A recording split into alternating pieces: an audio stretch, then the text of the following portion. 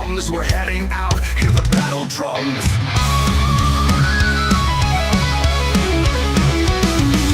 Carrier drops in these war-torn grounds, the sky is filled with a deafening sound. Loadouts checked, our nerves are tight, it's chaos out there, but we're ready to fight. Outnumbered, outgunned, our ships torn asunder, canopy smashed, but we won't go under. They're too many and we're too few, is this fight too much for us to break through?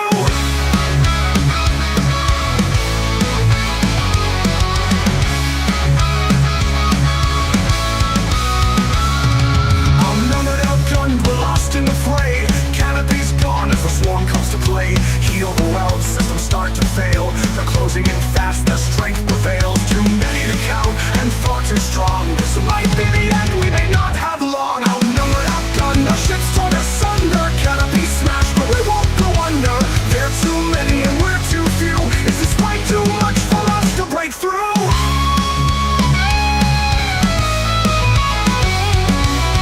With a fire, a light breaks through. We look to each other, we know what to do. Training kicks in, we form our ranks. Together we stand, there's no turning back. Outnumbered, outgunned, our ships torn asunder. Canopy smashed, but we won't go under. There are too many and we're too few. Is this fight too much for us to break through?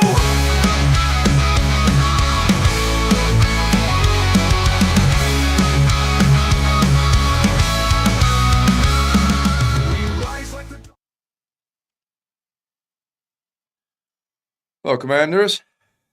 Welcome to Orange Sidewinder, Mob Order.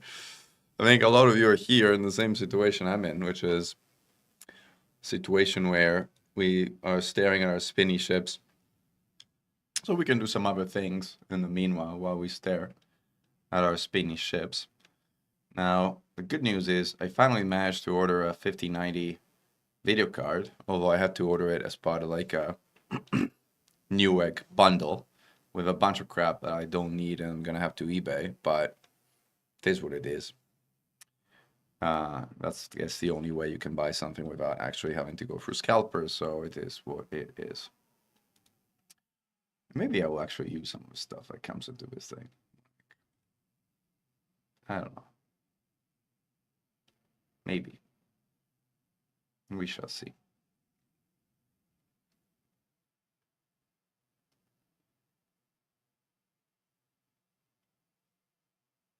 I'm looking at some of this stuff and I'm kind of scratching a bit my head. Nice too. Some of it is even expensive. Anyway. Welcome to the stream, everyone. Welcome, George Bargmeyer. Welcome, BlogTwat. Welcome, PeteSB. And fingers crossed we should be able to log in at some point here. There's been lots going on. They reopened colonization, as many of you know. And people have been busy claiming systems that they had eyed on for a while, since there's been plenty of time to explore locations for things to go after quickly. The system sniping issue is still out there, so there's been plenty system sniping going on, to be honest. Some of the annoying type, some of the understandable type, some of the just raw competitive type. In the meanwhile, we have also installed a frameshift drive on the Orbis Station Anti-Xeno Initiative headquarters and the Pleiades Zoo. Unfortunately, that frameshift drive malfunctioned, and instead of moving the station, ended up resulting in making the station entirely inaccessible. So right now, there's essentially a broken construction site at the Anti-Xeno Initiative headquarters in the asteroid belt B of the Pleiades Zoo. And all deliveries are being instructed to be diverted to the Heroes of Mankind planetary installation while we await a more permanent resolution of our Orbis website, our Orbis station moving, which unfortunately didn't happen. Joseph Roch is up the river in Wisconsin. That sounds really nice. Sure, you're having more fun than we are staring at a spinning ship on a blank screen. So kudos for you. Like, you should tell her, what are you doing? Are you fishing out there? Or, like, what are you doing up the river in Wisconsin? Yeah, I don't know. I think Lantern Light is a fan favorite right now as far as the station is concerned.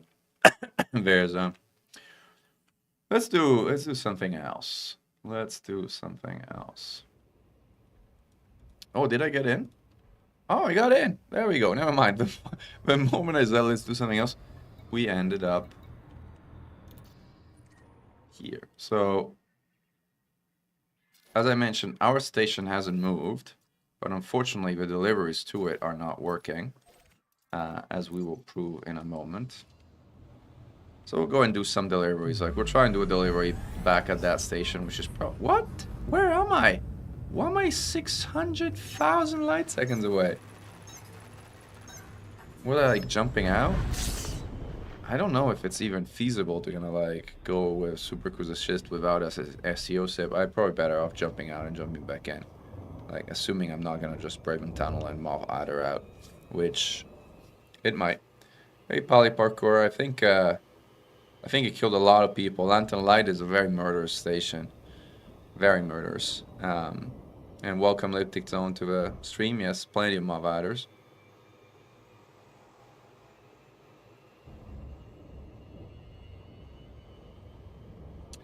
I gotta say again that we're gonna do something else, so it's like finally gonna take us to Super Cruise or something, so let's talk about doing something else.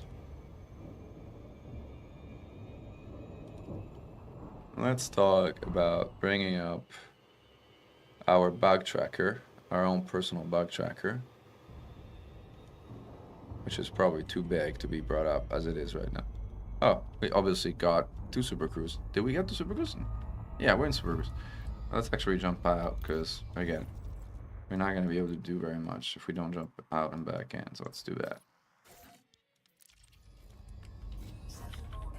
And then we'll go try to do these deliveries, and then before we go down, explore some systems on the fringes of the Pleiades to see if we can find something interesting beyond the places that have already been colonized.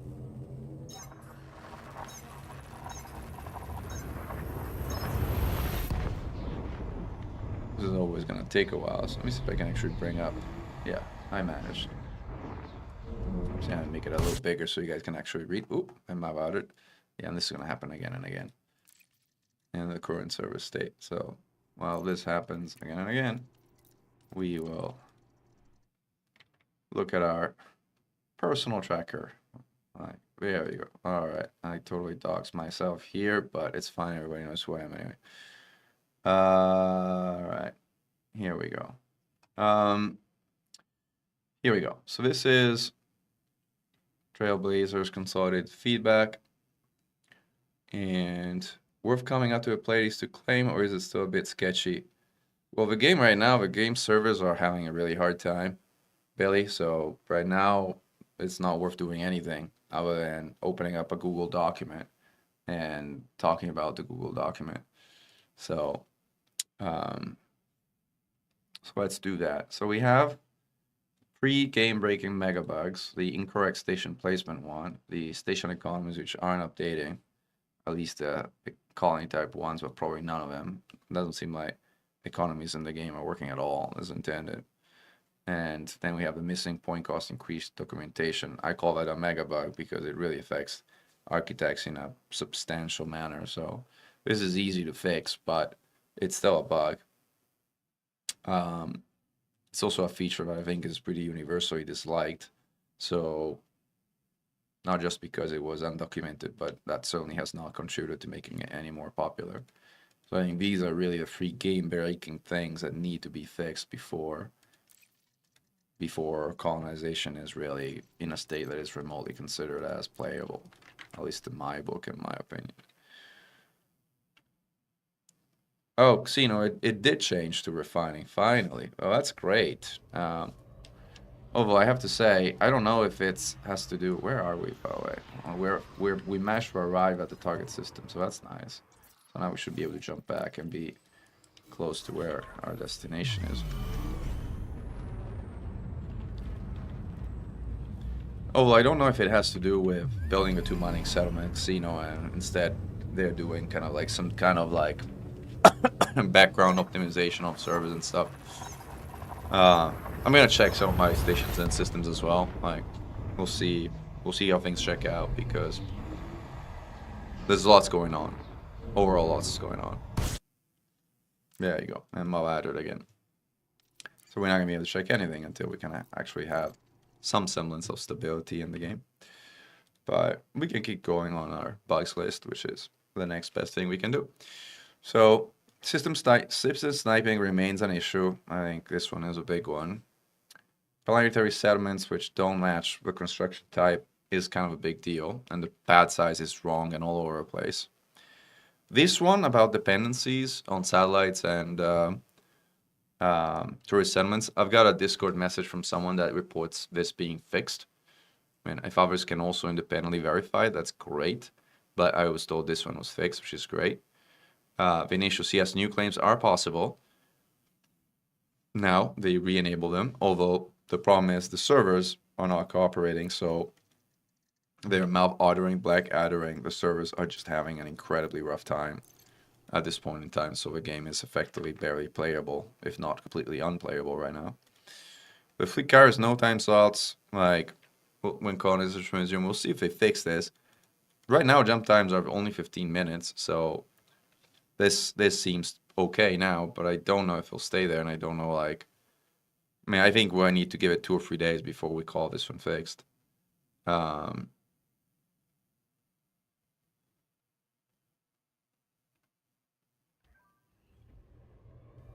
Sheila Sanctuary no longer sells bio-waste. Oh, only hydrogen fuel and nerve agent. Oh, that's exciting. In a way. Did I make it through? Yeah, I did make it through. But these things are... But at least these are kind of at a reasonable distance now. I should be able to super cruise myself. On the way back, it was like 600,000 light seconds. That was too much. Let's see if we can get ourselves to super cruise. And then obviously the lantern light bug, which is like a fan favorite. Still a bug, but like a popular one. And there's a bunch of like minor ones. I mean, I don't know if these like probably have issue trackers. Like we can probably go to the issue trackers. Right. While we keep crashing out of the game, since this will continue again and again. We'll do some bug stuff while we wait. Hey, Azevedo, welcome to the stream. Hey, Alex. All right. So let's see if we can sign in, right, with like either account.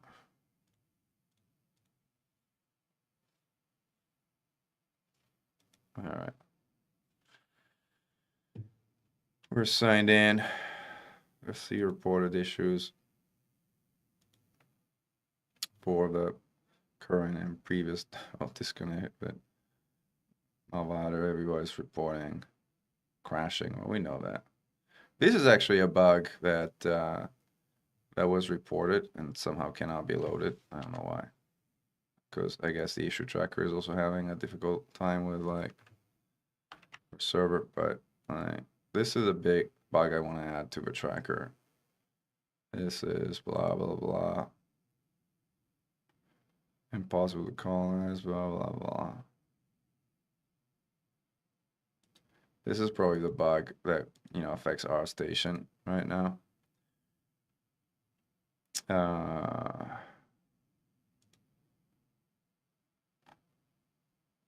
This is the one that says it's freaking too slow, so kind of like probably pull it up.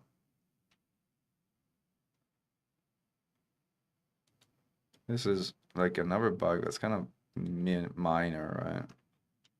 Brain crash on the user scanner, like. But it's kind of somewhat more inconsistent. I don't know. I haven't been able to like consistently replicate this. So like, I don't know if I want to necessarily talk about it. And we're back. Still 17,000 light seconds away from our destination.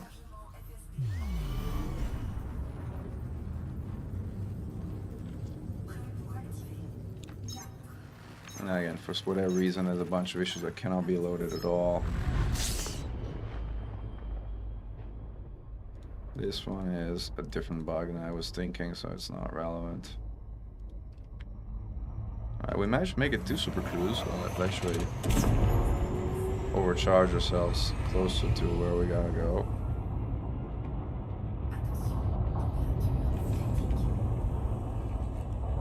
We have enough fuel, fortunately.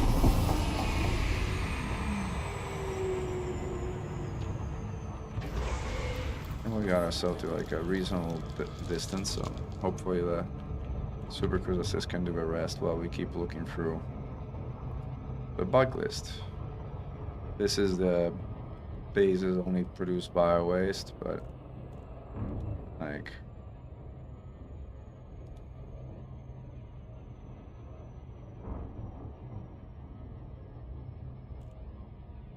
this like is an example of one of these factions are all wrong. Like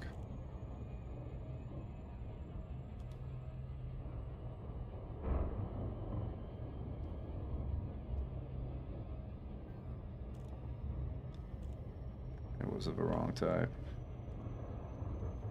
I'll say, yeah.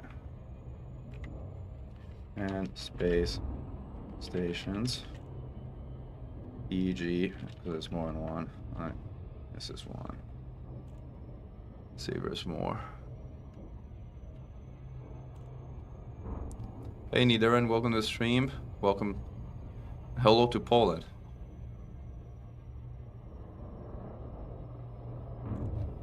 Hey Demon, everyone is having connectivity issue. Not anyone, everyone. Like, I've been miraculously stable for... yeah, Alex, you can advertise trackers for sure. Like, all the good ones, I'm kind of like posting them and updating them here, so... Like, absolutely, like, if you're having connectivity issues, spend the time, do some good, upload some of the issues that are plaguing us all, so... There we can give them some feedback about the big rock mega bugs that need to be fixed. Alex just posted in the chat, like, an issue tracker link, and I think there's a couple of ours that also are of equal magnitude.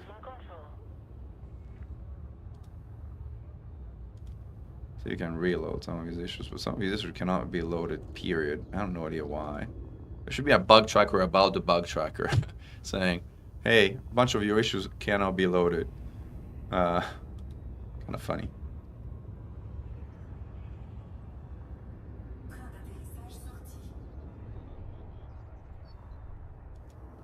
Let's see. This is stuff that we knew. RX issues. Random stuff. Enjoy your stay with us.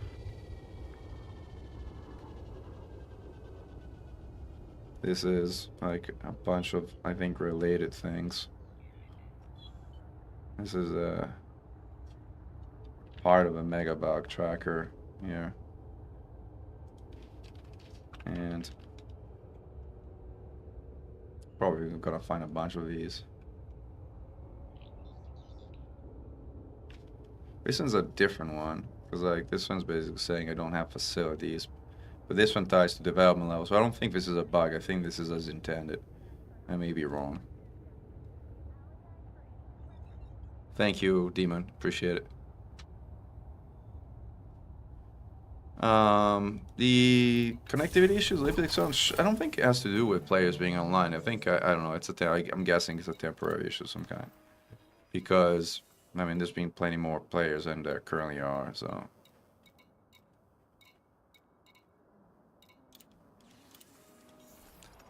Alright, let's get some cargo here.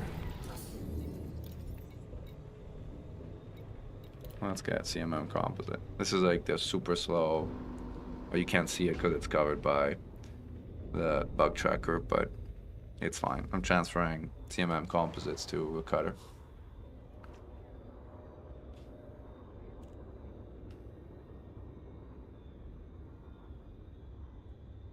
Xenomorph, I just think they did something in the background. I think there's been a bunch of things that have been happening in the background today.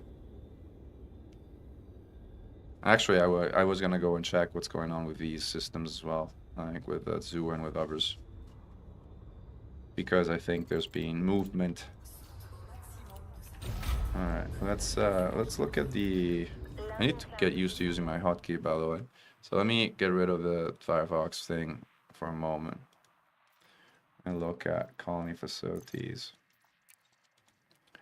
So this one was extraction and military, and I think this one kind of reasonably is still here. It's still a pirate attack state, by the way. I should really go and do some bounty hunting to get rid of that, but fine, whatever. And these only have one station, which is industrial, so these should probably be just industrial in terms of state. Industrial and colony, that's just fine. And then for this one, the zoo instead.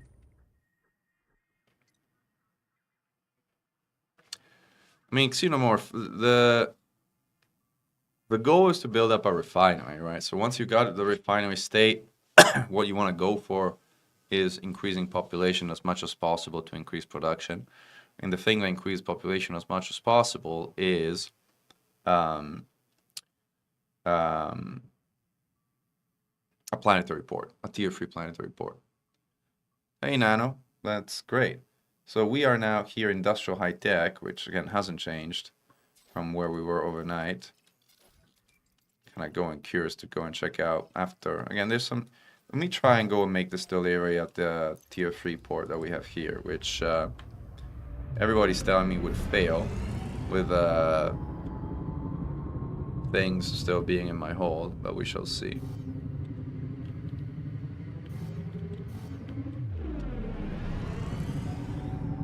So 73 is a good number. You should still be starting to see like a decent amount of production. Alex here can confirm. I think a planetary port gives you 200,000, Alex. Is that right?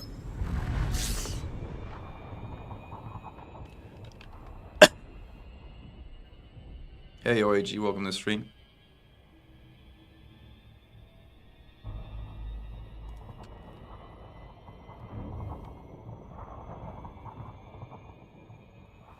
Let's see if we manage to get going or if we get Moth added again.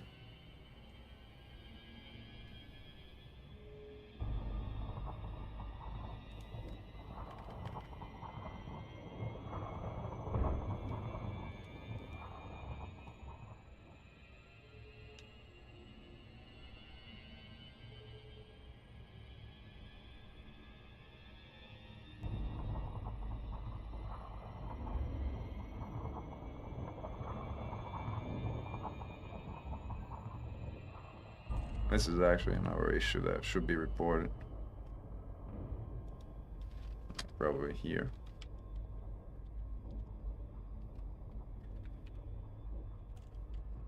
Additional construction.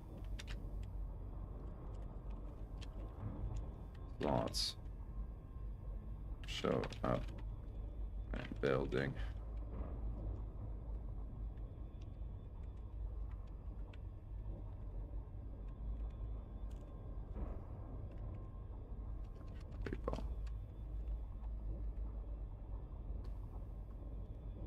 Yeah, pretty made. Ah, we managed to make it to Super Cruise. Yeah, no, tier 3 definitely not fun solo. It's also, I mean, the kind of long-term project because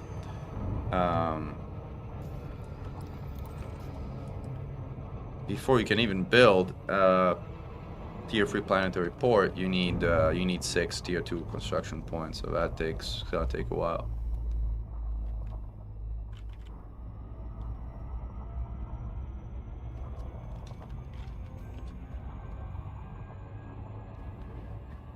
Did commodities in your area improve? I haven't really checked because I haven't been able to do anything in game, but now I am, so I'm kind of going around and trying a few things. First, I want to see if commodities delivery work at the station that support tried to move, which I doubt work because people are saying it doesn't work.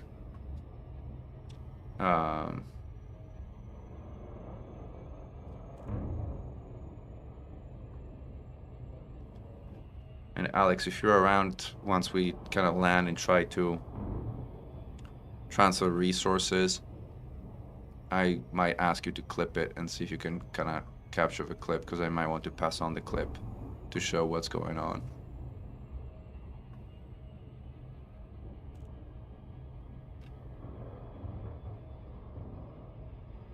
Can I build a coral leaf for starter near the nearest star? Yeah, that's a good idea.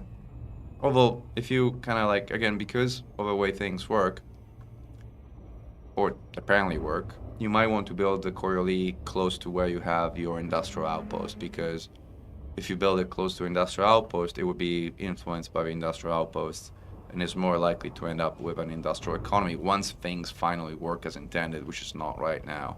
Or at least that's how it should work. Right now, the reality is we don't exactly know how any of this will work, so we're just guessing at this point in time.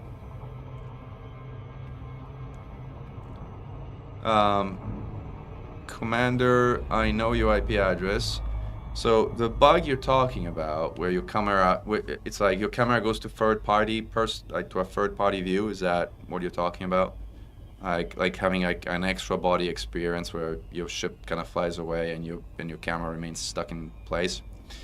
If you're talking about that one, it's a known bug that happens when somebody else dies in your instance. It only happens in multiplayer, in my experience. When somebody else dies in your instance, it can happen that the game, for whatever reason, decides to lock you in kind of a death camera mode, which is silly, but that's what's going on. The workaround for that bug is to not die and have your friends not die. That's the easiest workaround. Hey BVS Vera, welcome to the stream. Hey Shadow Mystery. I think you're probably wise in that approach, Mystery.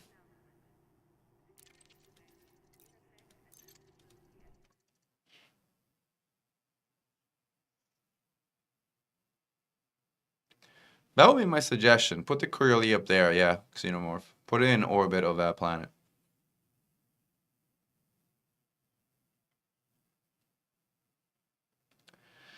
I think so. I mean, if you want a large port to be refinery, you should put it close to a refinery. You could put it close to those two ports, or you can put it somewhere else where you put the other refineries, if you have a spot still.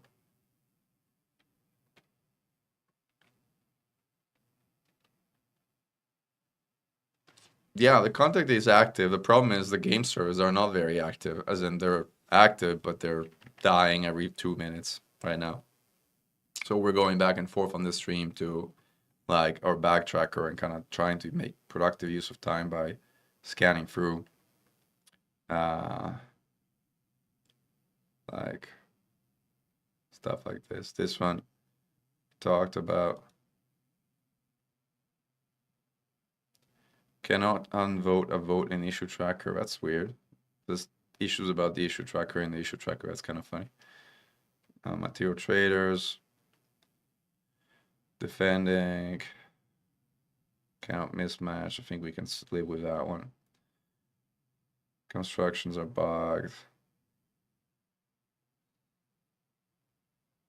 This one's a weird one.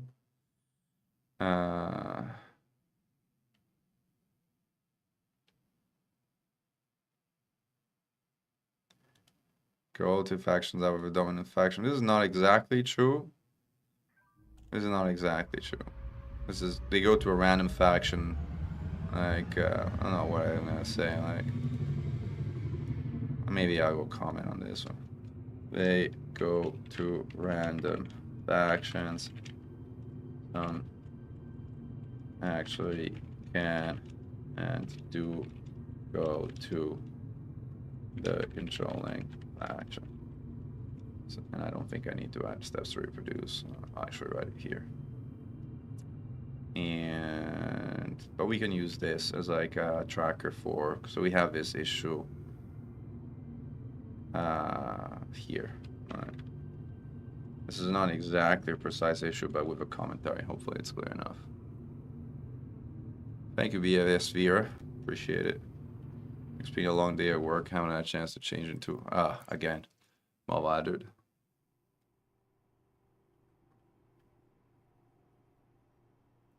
Hey, Tarif.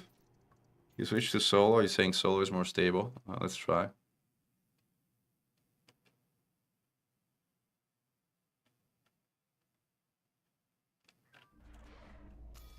Oh, it does seem a bit more stable, actually. There's actually my carrot 27 kilometers away, so we can actually just fly there, which is nice. Where is it, though? Right behind us, obviously.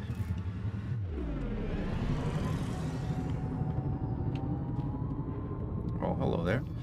But we don't need to go to our carriers. I don't know why I'm going to my carrier. Like, we actually have cargo on board, and we were trying to go to our construction site.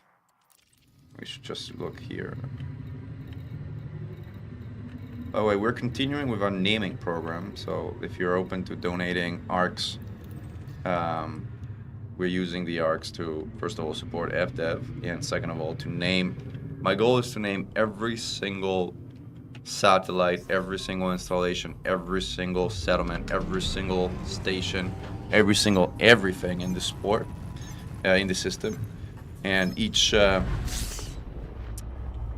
name is meant to be honoring either a commander who has distinguished themselves in the Anti-Xeno initiative, or some particular event that has been memorialized in collective memory.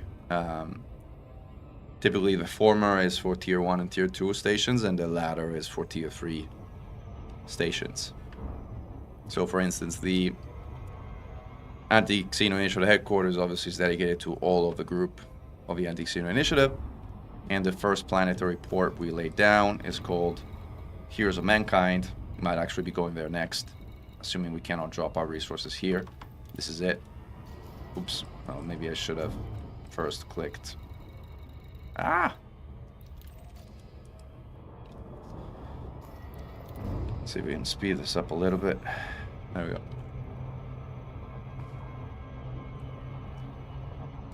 And as I said, the planetary report is called Heroes of Mankind, which is honoring the commanders who fought to defend mankind at the Battle of Saul.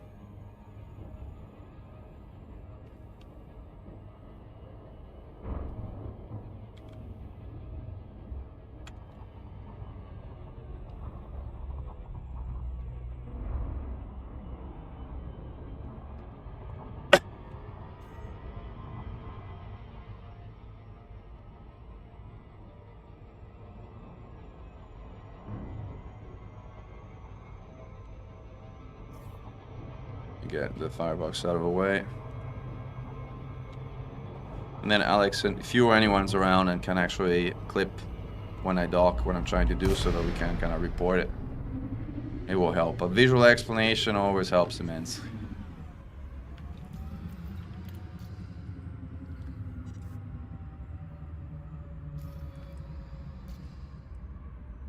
Is it not docking me? Am I doing something wrong? Did I disable auto dock somehow? Oh, I did. What's going on? Why is it not docking me? It's not oh, that's why it's not docking me. Understood. That's a good explanation. All right, try again.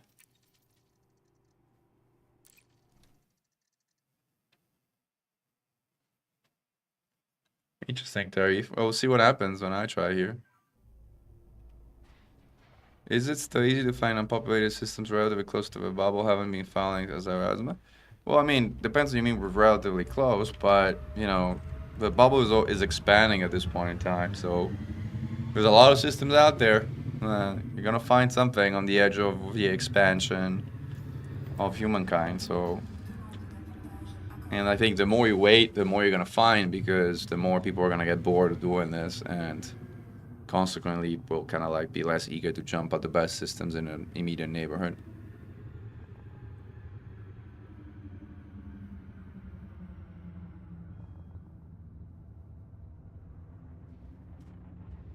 Alright, we got autodock for once.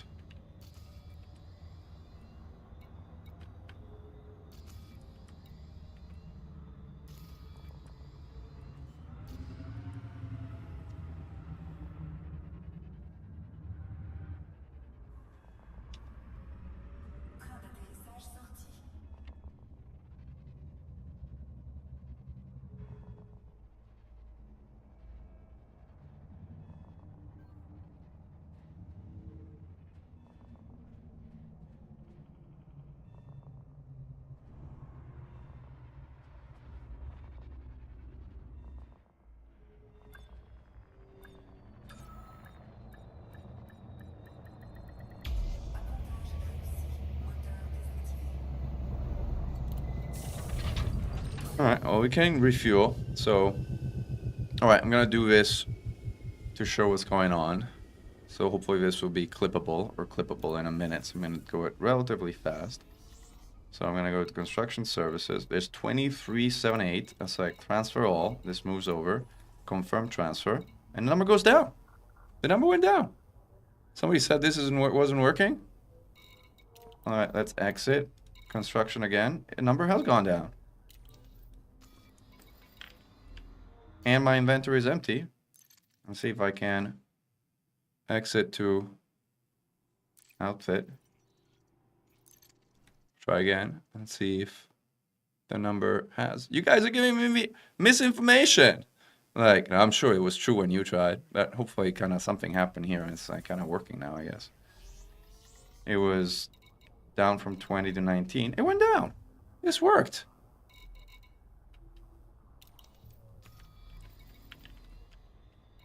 This worked. We can resume deliveries.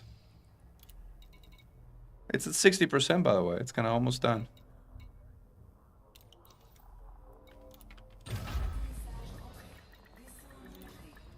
Alright, forget the clipping, because, like, obviously, it's nothing to clip.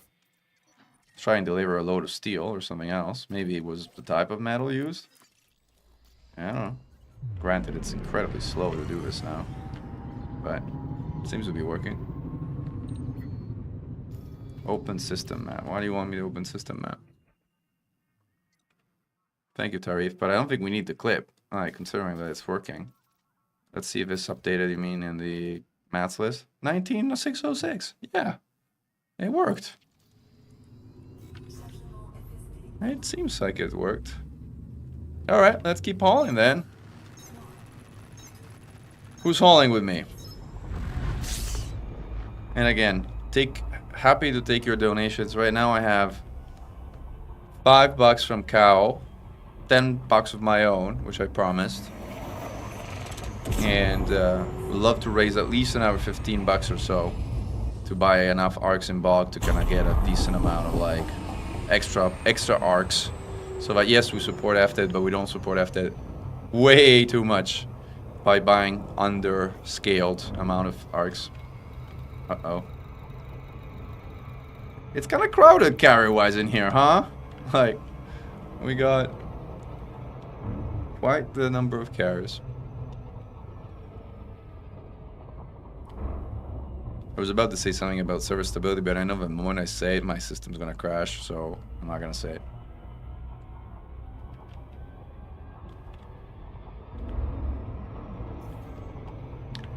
Well, the good thing is plenty carriers are gonna need to update.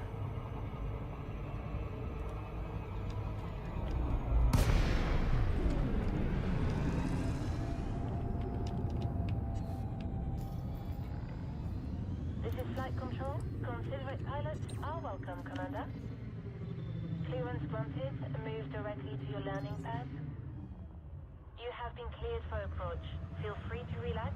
Your docking computer is in control.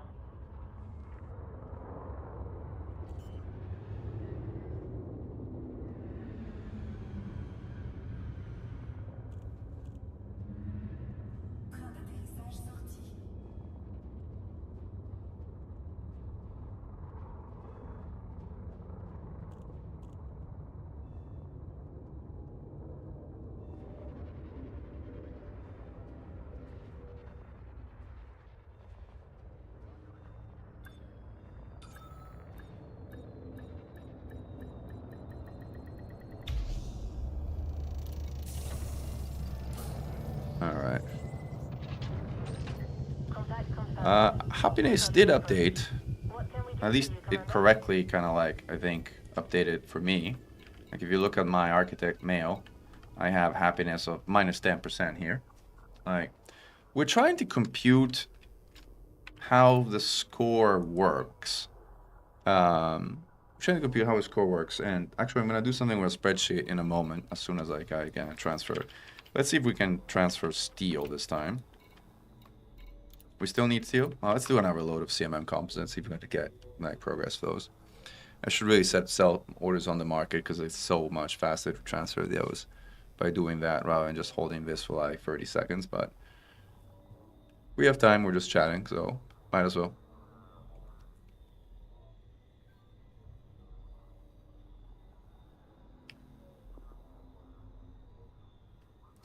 Yeah, I mean, happiness. I don't know how happiness is calculated. Now, oh, thank you, Tarif. Wow, that is huge. That is a humongous donation. Like, thank you, Tarif. That's amazing. Like that will. Oh, and this I pressed the wrong button. Let's celebrate Tarif's humongous generosity.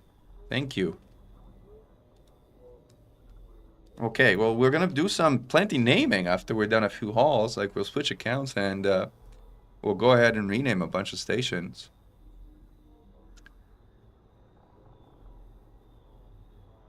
Which means we also need to buy some arcs, so we'll do that while we are in flight. So that we're ready to proceed with the renaming.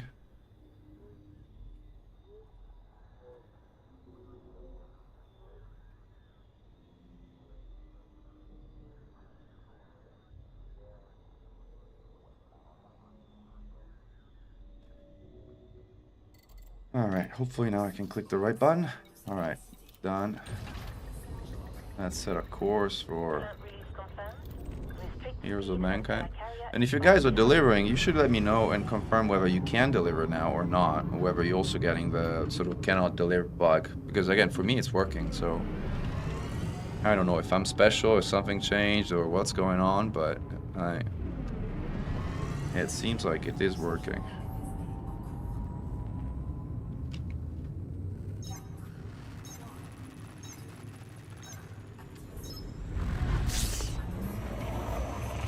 Let me set a super cruise.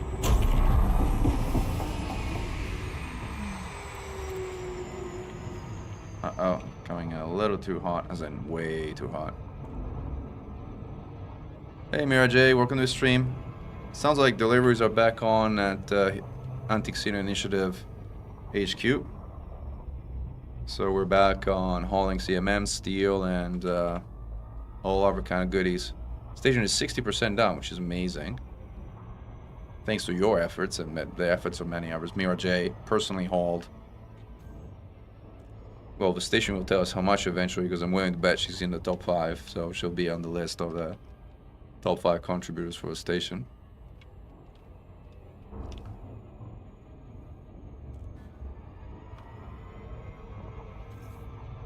Actually, why am I going to Heroes of Mankind? Sorry, I'm going to the wrong station completely. I should go to... My brain is having issues. Anti-Casino Initiative headquarters. That's where we want to go.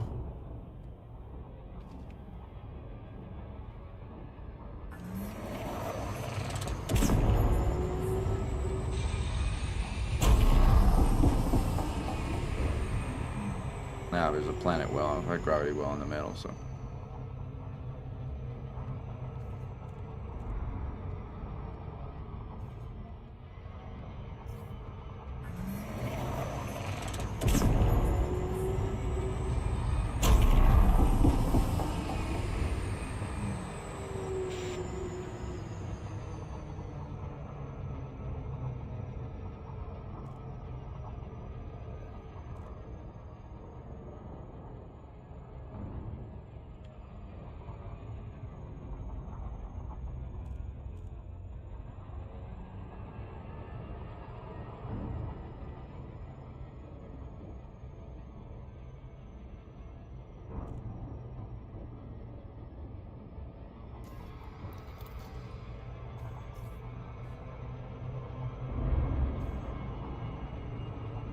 All right.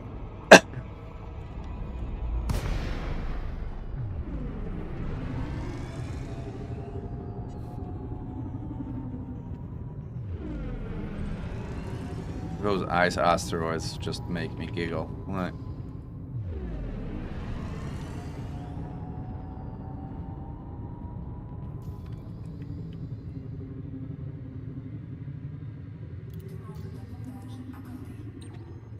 Alright, we got it. I think. Tell me of this real life mod. What are you asking about? Tung Zhao Sage. What do you mean with a real life mod?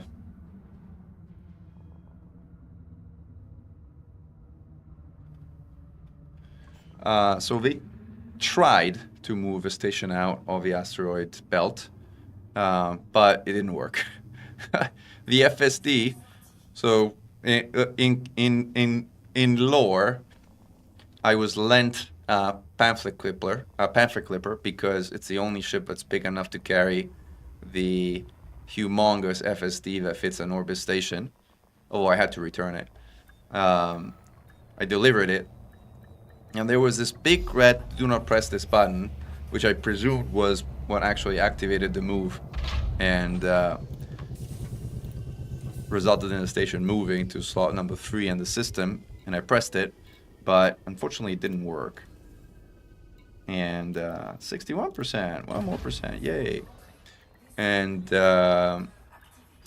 it broke the station, so the deliveries weren't working this afternoon. But now they seem to be working again, which is nice. We have a lot of carriers contributing here, which is again great. We also have a lot of carriers also trolling here, but that's fine. It's all free advertising, we'll take it.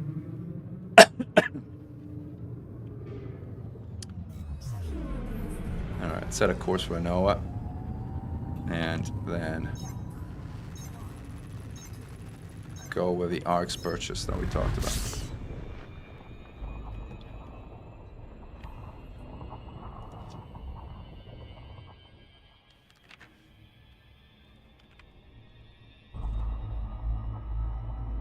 Alright, so first get some speed.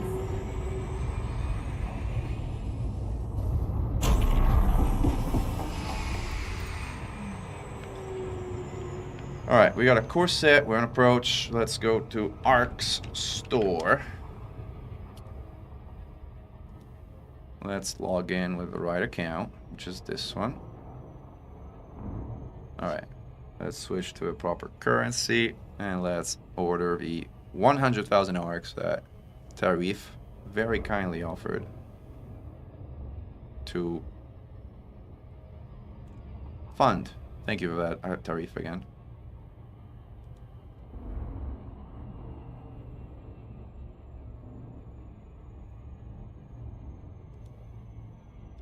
And thanks to Tarif, Commander Xeno Strike Force has 104,000 ARCs. So after we do some hauling, we'll switch and we'll do some station renaming.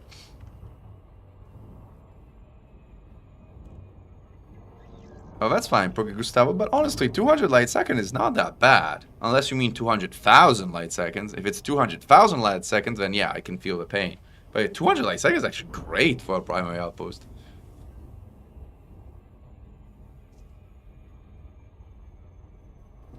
And Mira J, if you want a slot, let me know when you plan to jump back, and I can jump the Noah out. Noah is almost empty. I got 4 or 5K. I'm probably going to be done with the Noah deliveries by the time the stream is not even midway. So I can get the Noah out of the way and leave you the slot. I have another 2,000 tons of CMMs and maybe 3,000 tons of steel and some pocket change amount of other stuff. Access granted. Proceed to your allocated pad, Commander. You have been cleared for approach. Feel free to relax. Your docking computer is in control.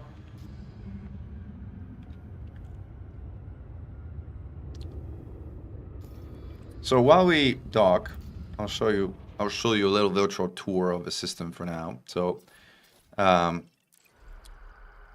first planet has the Maligno Octogoid Research University. Commander Maligno was one of the first wave or first generation of AX commanders. He was the guy who actually inspired me to get into anti-Xeno combat. His Sidewinder versus Medusa was such an epic video on YouTube. I was like just so blown away that anybody could do something like that. And I was like, that's incredible. I just got to learn how to do some of his stuff. I never thought that I was even going to get close to how good he was at the time. Although again, in hindsight, I think we've approached and even surpassed that technical skill level, but at the time that really was the pinnacle of AX. And he's also the first commander to do what we call the octogoid, which is to face a hyperdiction with 1 Hydra and 3 Basilisks, 4, and to feed them each 5 meta alloys so that each one of them spawns an additional Cyclops, getting to a total of 8. That is the hardest solo instance that any commander can generate on their own. And then he proceeded to destroy all of them with his Clipper, which is also not a great ship to do this in.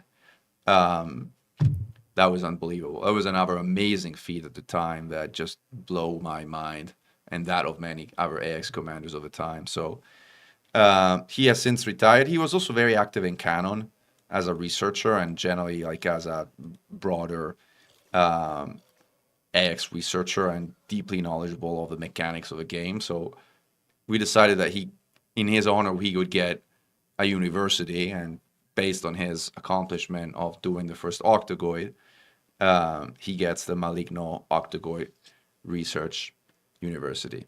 Yeah, it's crazy in a Clipper of all ships. Right.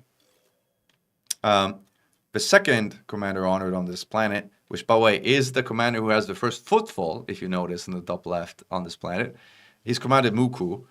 Commander Muku is the Japanese commander who, first of all, is one of the best AX commanders. He's just one of the most skilled commanders in anti-Xeno combat that we have, period. He was an accomplished speedrunner. In particular, he became known for facing a Hydra and in a cutter, ramming the Hydra once it was kind of lightning him so hard, and the cutter is a heavy hitter when it comes to rams, that it basically rams the Hydra straight away from him so far that it breaks the lightning lock on the cutter because the Goy gets out of range from the ram. And again, this was such a unique technique that, you know, when people talk about mukuing a Hydra, which is a term in our community, they mean ramming a Hydra with a very fast and very heavy ship like a cutter so hard that you kind of throw the Hydra completely out of range. He's also done some amazing things, like he took on 20 Medusas in an instance alone. And he got to something like 15 or 16 before he got disconnected, and he got taken down by a different type of bug. He got moth addered or something like that. And I have no doubt that he would have taken down all 20 if the service had cooperated. So those are the first 2 commanders that are honored in the headquarters system of the Anti-Xeno Initiative. As we transfer some composites, we'll keep going with a little tour and journey of some. Yeah, he's Muku. I mean, most of these commanders, if not all of these commanders, are truly legends in the AX community and sometimes beyond. They've done truly amazing things that require incredible amount of skills and persistency to do, and that maybe even just them, or in some cases, possibly no more than a handful of people have ever done. In some cases, just 1 or 2 people ever. So, and all right, we got composites. Clamp release confirmed. You have this off. Yeah, that would be fun to move over stations to Lalande. It would be quite the show, that's for sure.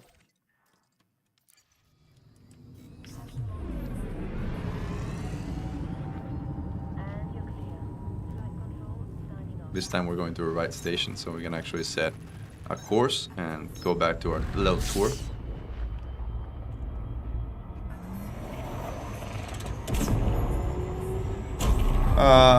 I don't know, Mira J. I mean, that's, where are we going? 1 second. I'm going too fast again. We're gonna end up doing a loop of shame. It's fine. I mean, right now we're at 60%, but I think there's still a gazillion tons of everything that is still required. Like, I can check in a moment how we're doing.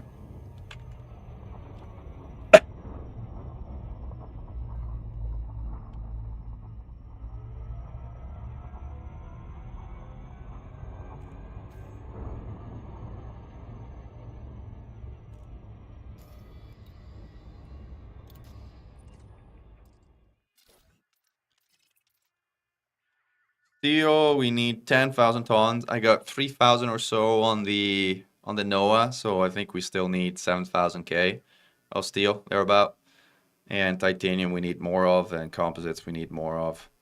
We need a bunch of water, and a bunch of aluminum. I have some aluminum, but peanuts. I think I have like 1,000 or so on the NOAA. So yeah, that's the numbers of what we need right now.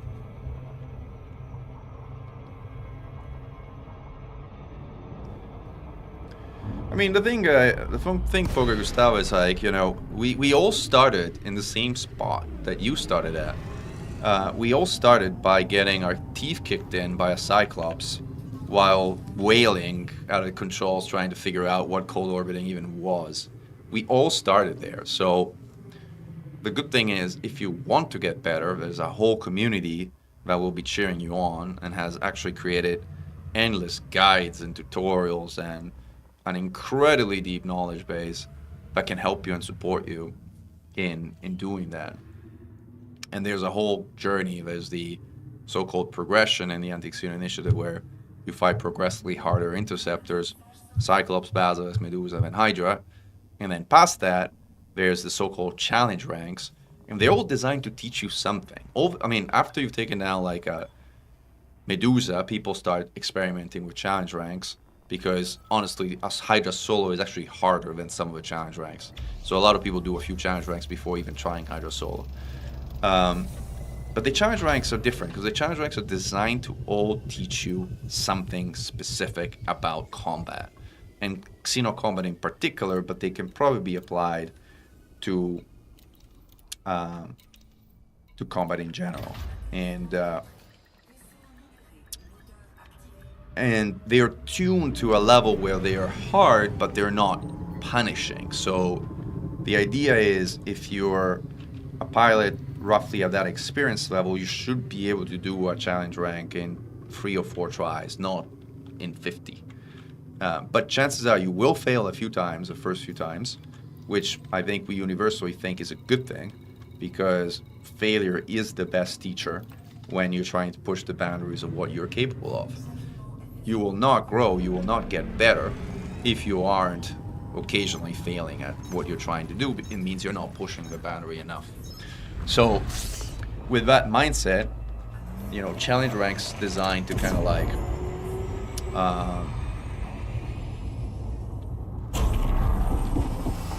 teach you some additional dimension of anti-Xeno combat. Like, for example, Astraea's Clarity challenges you to take down a Medusa in 175 rounds of medium Gauss or fewer, using no more than 3 medium Gauss scans and basic ammo only. It's essentially an accuracy challenge. It says, learn to make your shots count. Forget about how long it takes. Forget about how much damage you take. Forget about everything else. Focus on making your shots count, which generally means controlling orbit range, sustaining your fire rate, and actually hitting your target. So that's what Astraea Challenge teaches you. And because it is focused, it lets you work on one skill at a time, and you're going to come out of that challenge actually as a better shot than you went in. And then you can carry that better aim and range control into every other fight that you do. Another challenge, like Myrmidon, takes a completely different approach. Myrmidon is a speedrun challenge. It basically says, here's a very aggressive time goal that basically requires you to do things differently to dictate the speed of a fight, rather than having the luxury of time on your side, which you often have in solo fights, or being able to just fly away and repair yourself while, you know, a Goy does its thing. In Myrmidon, you don't have the luxury of time. In Myrmidon, you're under time pressure. You're fighting a clock as much as you're fighting the interceptor. And that forces you to think differently. That forces you about thinking about time as a resource. And that teaches you a host of things. That teaches you about, for instance, that your hull is ammo, and specifically Rammo. We have a saying in AX that says, when you're out of ammo, use your Rammo. And it teaches you to fly aggressively. Like, Myrmidon is about flying aggressively and truly keeping pressure on the Goid It's okay to waste ammo on shields. Batter those shields down with ammo, with rams, however you can, to go fast, to manage the clock. So that's Myrmidon. The opposite of Myrmidon, which is aggressive flying, is the 100% club, which is defensive flying. It basically says take down a basilisk without ever getting hit, or rather, to be exact, while staying at 100% displayed hull, which means you actually can get hit, but not more than once, really, and not more than kind of stray hits. And again, that teaches you to fly in a completely different way. That teaches you to fly in a way that avoids damage, and is defensive flying. Again, you will walk away from that experience knowing how to avoid damage in a way that you didn't before you tried it. So anyway, that's example of our challenge ranks in the AXI. The Xenostrike Force is a bit of a different breed, because the Xenostrike Force specializes in wing combat exclusively. So the progression ranks in the Xenostrike Force are all wing-based, so they are always designed to be done in a group. And they emphasize a completely different set of skills, which are focused on working together as a team, as a combat unit in the game, which is something that the AXI generally doesn't focus on. There's one wing rank, which is Swarm, which sort of hints at that, but that's really the only one. And the whole literature of the AXI, as far as anti-xeno combat is concerned, has really been built over the years around the concept of solo combat. Has really been built around the years around the idea of like 1 versus 1 interceptor combat. Yes, there's some about the anti-xeno combat zone, is an element of that, but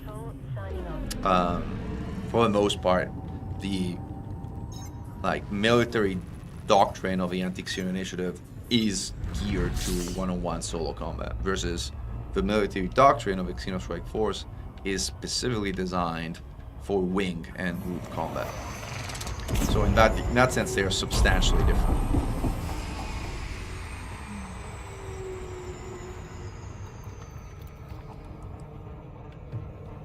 Alright, I had my throttle too high, and I think I'm gonna go again around. Oh, no, I made it. This was lucky.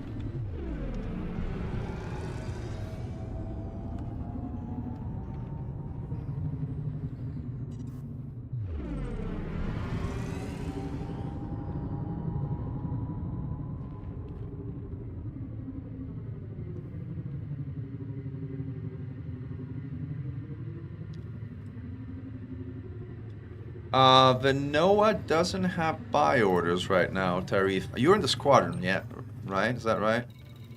I should be able to switch to a private group right now.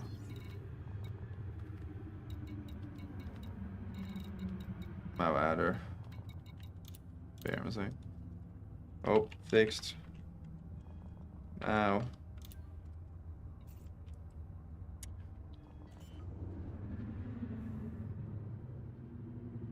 You'll get that Medusa, Tarif. I'm confident you will.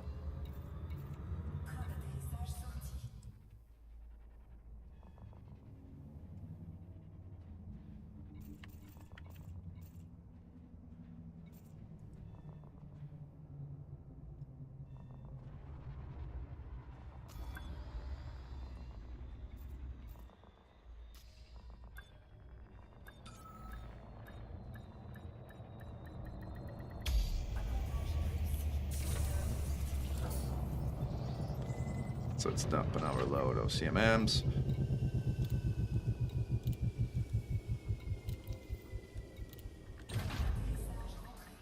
It is kind of depressing to drop a full cutter load of materials and not see the progression even move 1%, I have to say. Apologies. Let's set a course and then continue a little tour of the system.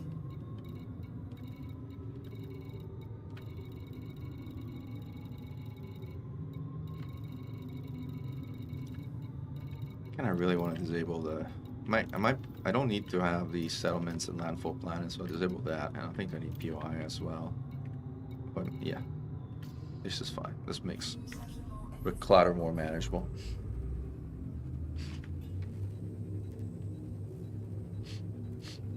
That's great, Mira J. That's great to hear, Kurka, and welcome to the stream. What type of station is that? That is Orbis station. That is an Orbis.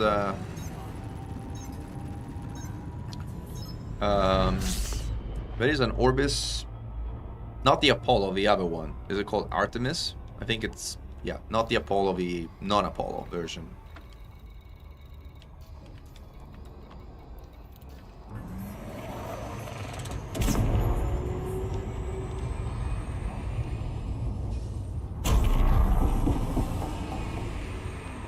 Alright, we got a course there. Yeah, Fish. I think server is somewhat more stable, and yes, the colonization contact is back. So if you want to go claim systems, it's not a bad time to do it. Right now, I decided I'm going to focus on hauling for a bit, and then we're going to do some renaming of stations, and then maybe we're going to go explore for systems for a little bit. But I would really like to get the... Oh, there's people here. Hello, hello. We're busy building the AXI HQ. Glad to know someone is squishing goids while we do that.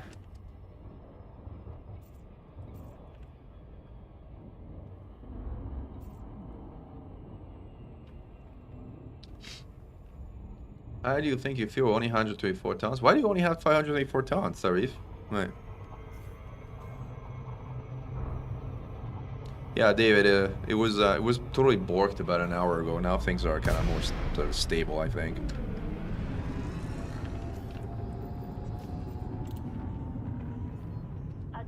We say 9 gourds, not roids.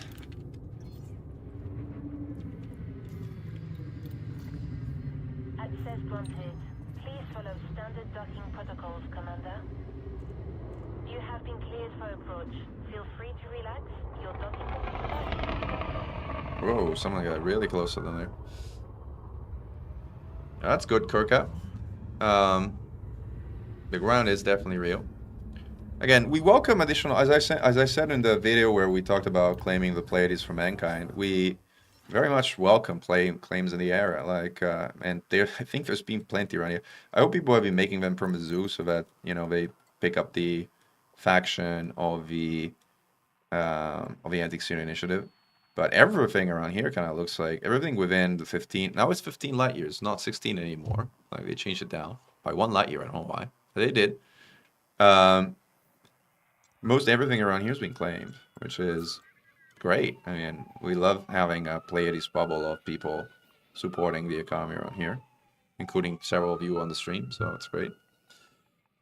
Best way to daisy chain. I mean, it depends what you're trying to do, Claude, and what you're talking about. So I'm not sure what you mean with daisy chaining. Like, you get income from a structure you build. Yes, it's true, but it's a pittance.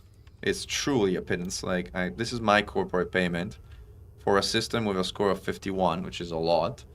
I got 460,000 credits. Ah, it's nothing. It's peanuts. And that's one of the balance things that I can actually have in the document that I'm typing up is, I actually have some water. I should deliver the water, because otherwise I'm never going to deliver water. I should do that. I think I have some aluminum too. Maybe I'll deliver that.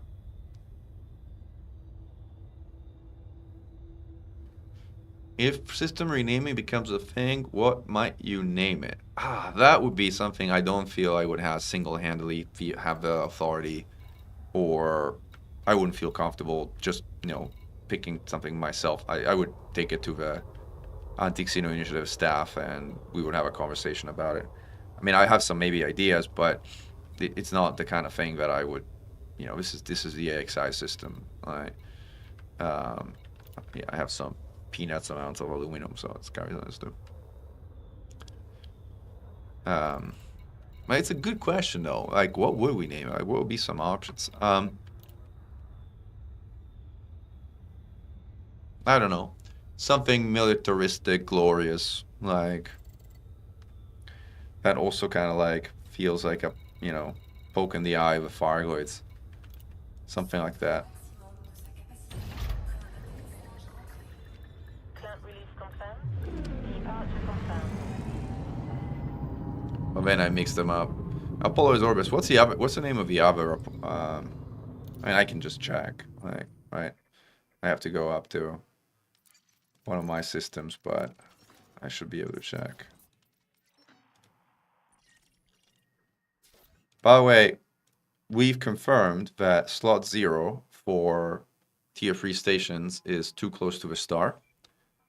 And you cannot place, or at least in some cases, I don't know if it's universally true, but it was true in the zoo.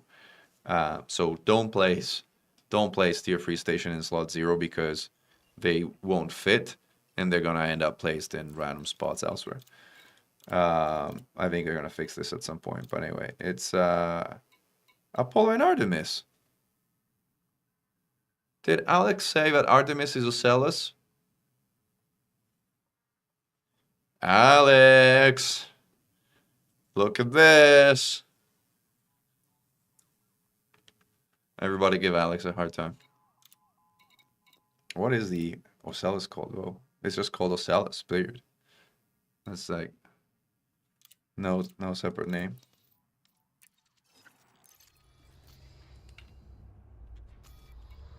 Alright, let's head back to our friendly destination. Obviously the planetary one.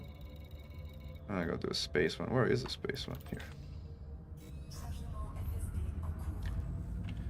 I mean, you know, naming the system Raxla is like, no, I would never do that. Like, it's memey, it's not serious, it has nothing to do with the headquarters of the Anti-Xeno Initiative anyway. Yeah, I wouldn't do that.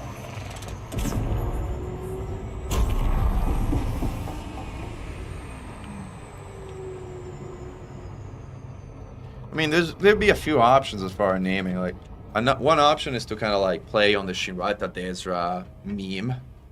Not meme, but like, you know, the name Shinrata Dezra is obviously a name that's like etched in the lore of a game. So maybe we could call it Shinrata Axi or something like that. That's one possible line of naming. Another line of naming is to name it after Jameson. We have Jameson Memorial. Like here we have the Anti-Xeno Initiative headquarters. We could name the system something Jameson related. As the original Fargoid Hunter, I think that could not be inappropriate. What are other ideas for system name? Well, Asterope is obviously historically has been the home of Anti-Xeno combat and the boot camp of Anti-Xeno combat for years.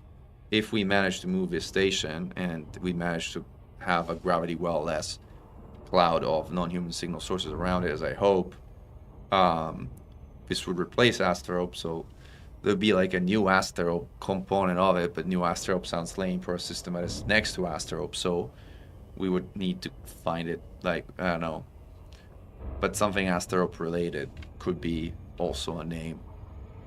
And then candidly, there's the, you know, actually now if you think about it, there is a suggestion I would have if we were to name the station, which is what this name has been called for years by most everyone in the X community, which is Pleiades Hydra Zoo. Pleiades Hydra Zoo is the obvious name of this system. So if I was to vote for, but again, it's not something I feel I would have. It's a unilateral, you know, right to name. I would defer to whatever the group decides. But if I had a vote, I would probably go with a historical name of the system, which is Pleiades Hydra Zoo. Pleiades Hydra Zoo is the name of the system in collective memory. And having the Anti-Xeno Initiative headquarters in a system called Pleiades Hydra Zoo is actually very thematically appropriate.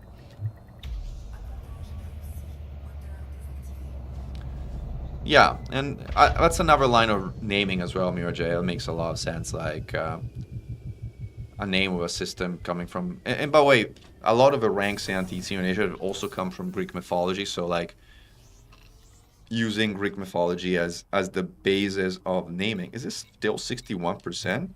Can we go to 62%? Oh, thank you. That makes me at least not cry after 3 full loads of stuff. Let's keep going.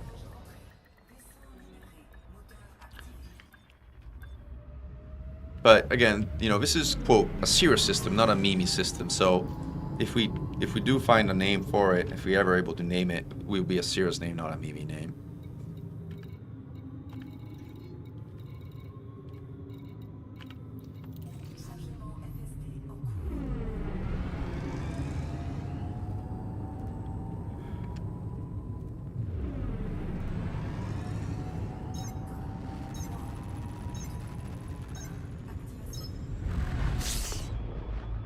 How long this orbital construction station will stay in our system? Well, until it's done is the answer, Commander Mustang. So if the question is how long will it take to be done? Well, it depends on how much everybody hauls. Yeah, Joe Mama, that's another way to do it, just the zoo. The zoo or Hydra Zoo, the zoo. I mean, all those are good suggestions. Like, anyway, a theme around zoo.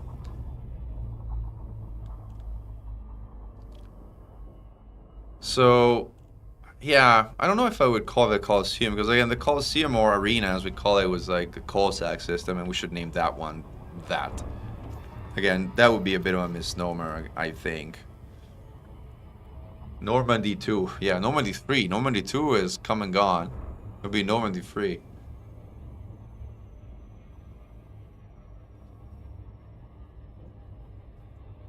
Or Raid. Yeah, but Raid is memey, right? It's like, you know, having a system called Raid in the Pleiades could be fine, but not such a big community build effort. It's too memey for that.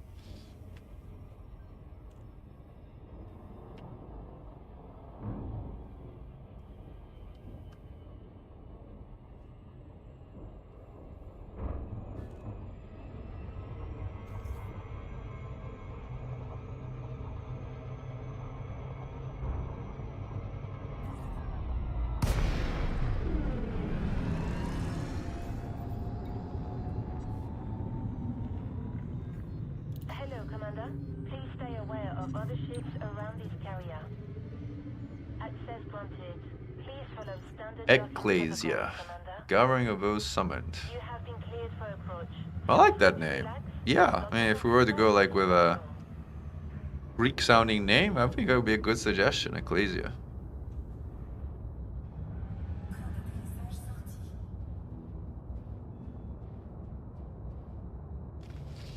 Some of the good names, I think, like Aegis, are already taken by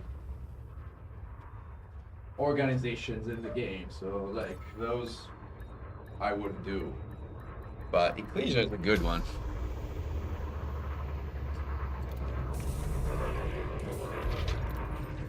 We've got you safe and sound.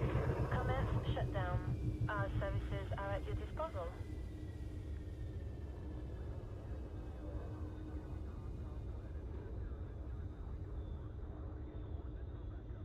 I'm excited about all these arcs we can spend to name these other locations.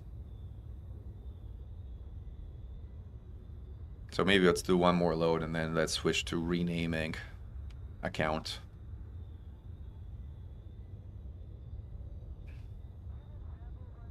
Oh, we kind of should finish unloading the carrier before I do that, so we can ship the carrier off too. But I also want to kind of switch my Sidewinder and go and do some like local exploration. Is there any other stuff I need to carry from around here? I think I did most of the stuff at the station needed, except the steel I have on board. I'll finish the steel before we switch out. I think it's like 3 more trips or thereabout.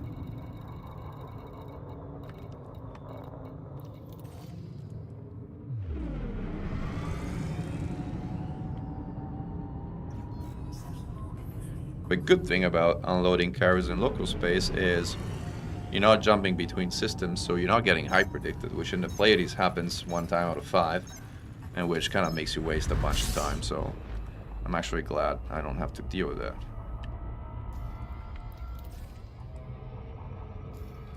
I clicked the wrong thing.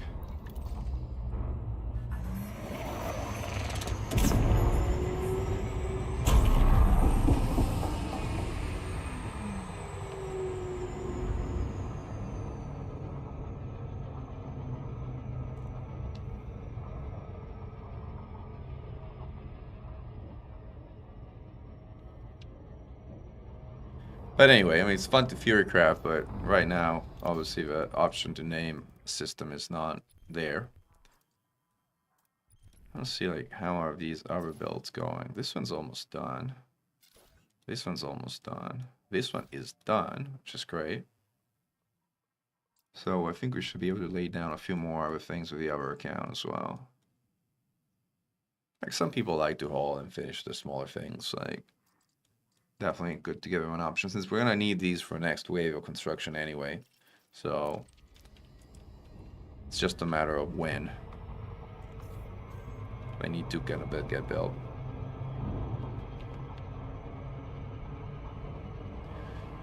What if 2 people choose the same system name? I think that's one of those things that would need to be disambiguated. Like, you know, just like there's a name check for stations, I think you would have to do a name check for systems and make sure the system is unique before it commits.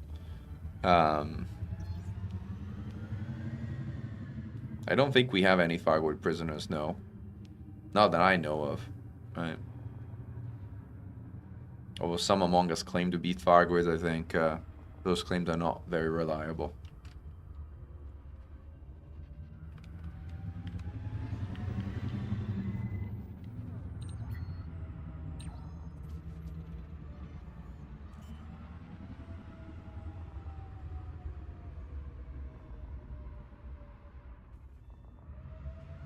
There could be duplicate systems names. Station names, I think most definitely. System names I don't know if they're duplicate systems names as well. The old Elite used to have plenty duplicate system names. This one, I don't know actually.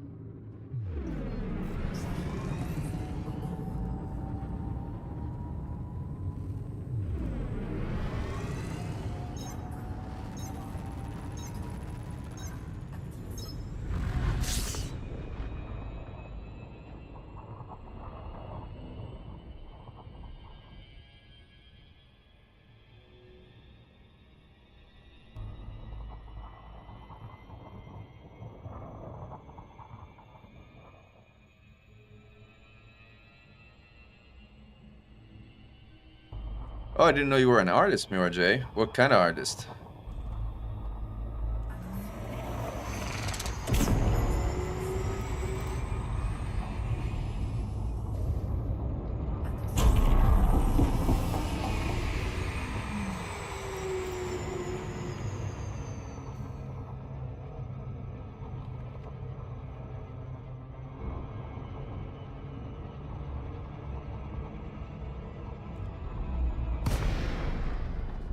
Made it.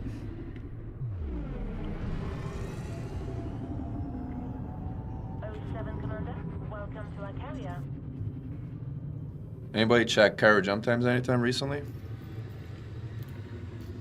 Clearance denied. You need to move within 7.5 kilometers.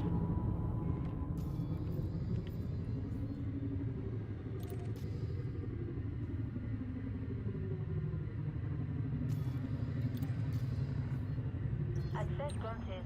Proceed to your allocated path, Commander. You have been cleared for approach. Feel free to relax. Your docking computer is in control.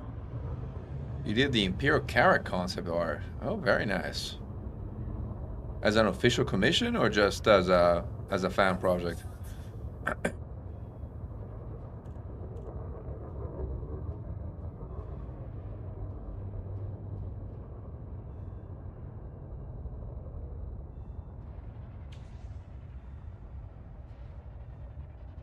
Yeah, Tung Tsauche, that's actually part, like, not exactly that. Like, we have Civis Pacem Parabellum in the logo of the Xenostrike Force, which is, if you wish for peace, prepare for war. Why did I go down? I don't know. I clicked out of, like, muscle memory. Alright, so carry jump times are still reasonable. That's just great.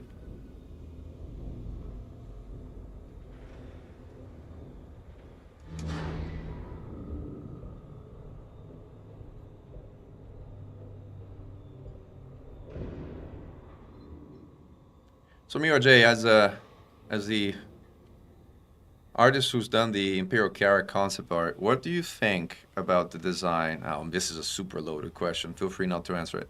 But what do you feel of the design of the Imperial Corsair?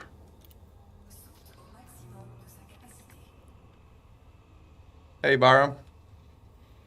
Thanks for joining the stream.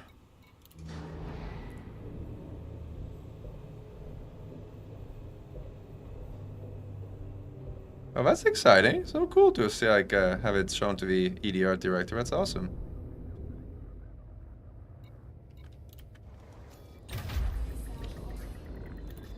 Clamp release confirmed. Restrict speed until a carrier is far behind you.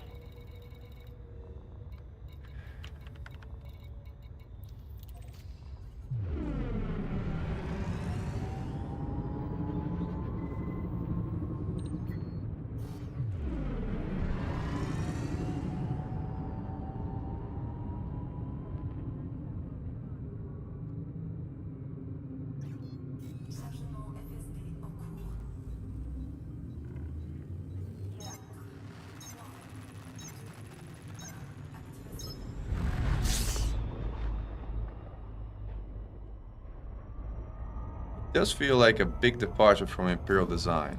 That I think we can all agree to. Whether we like it or don't like it, there's strong opinions one direction and the other. But I think the fact that it's a big departure from Imperial design is an objective statement that it's hard to disagree with.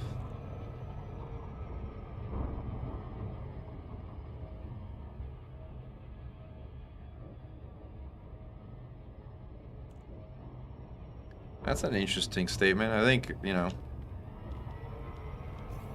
first of all, I wouldn't be surprised if there was some use of AI, because, like, nowadays, it's kind of everywhere. Oh, well, my hunch is, I don't know, I wouldn't go as far as saying that the whole thing was generated with AI. At least that was not my impression. But then what do I know? I'm certainly no artist.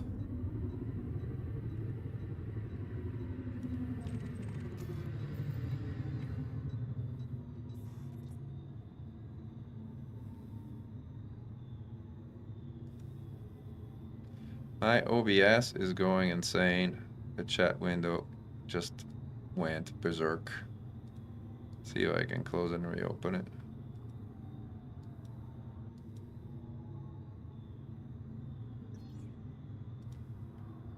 Yeah, somehow managed to reopen it.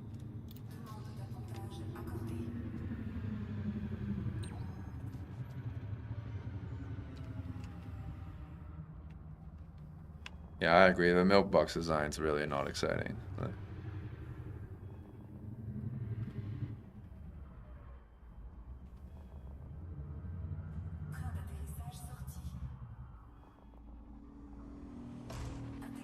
Ouch. I was reading at what you were saying, Mira, and I got myself stuck. Or rather, the autopilot got me stuck. Last time it got me a fine. This time, at least it just got me 13% hull loss. Hopefully this is close enough. I should be able to dock from here.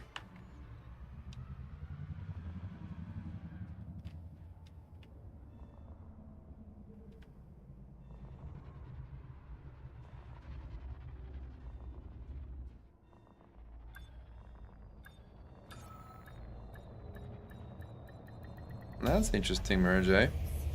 You know, one thing I'm really curious is whether there's going to be weapons in the sort of nashell, because there is, you know, Good that my ships are known for just their signature poor weapon convergence, and I am really afraid that this is going to be the case also for the Corsair. And that would be sad if that turned out to be the case. Am I the only one hauling here? Like, it looks like I'm the only one kind of moving the kind of needle of the station. Where's everyone?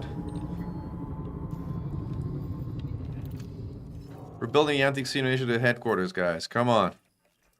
Bring some steel, bring some CMMs, bring some aluminum, bring some water. We got kind of need everything here.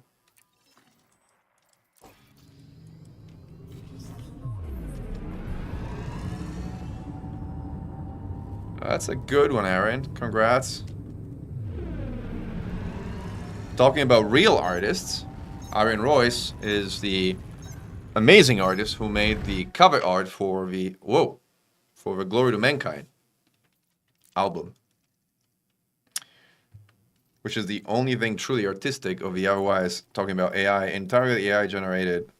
Well, the lyrics are not, so like that. There's art in there, mostly barefoot art, because again, I am anything but an artist. Like.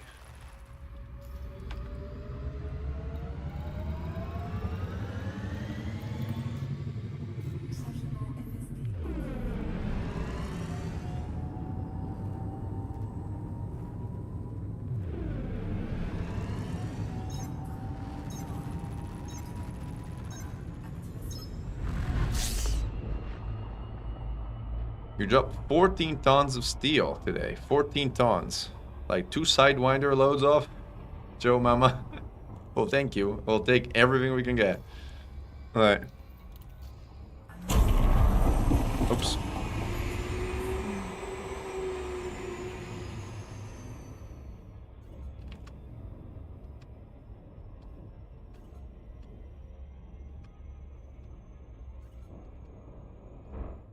And I also want to see if I can switch this to, I think, are we in borderless or no? Yeah, no, we're in full screen. I think I was switch to borderless as like just general more battle stability of everything. And the XSF logo as well. You're absolutely right. Let's not forget about that one. That's also a beautiful piece of work.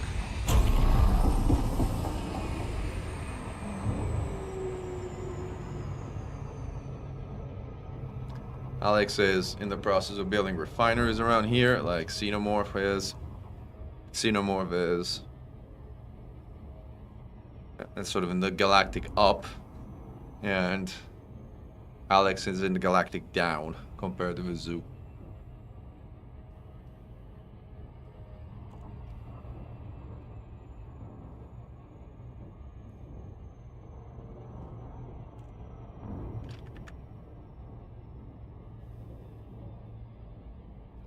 Oh, 14,000 tons. Now that is a real significant number. Thank you, Joe Mama. Like, oh, I thought it was funnier if you said just 14 tons. Yeah, I had a mob added too. There's some of that too going on.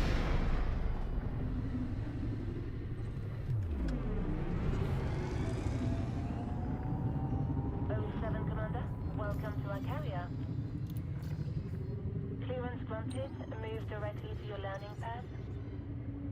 Docking request confirmed. Assisted approach is go.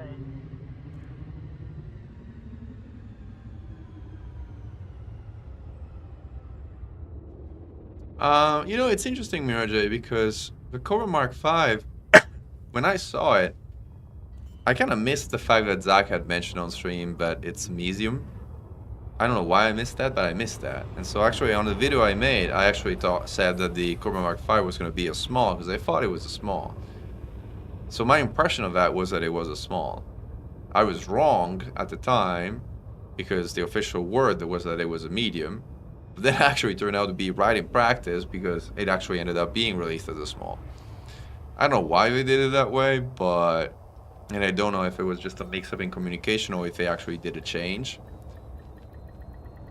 But honestly, I'm glad the Cobra Mark V is a small, because I just gotta stop pressing this button just out of like muscle memory. Do I still have steel? I have one more cutter load worth of steel.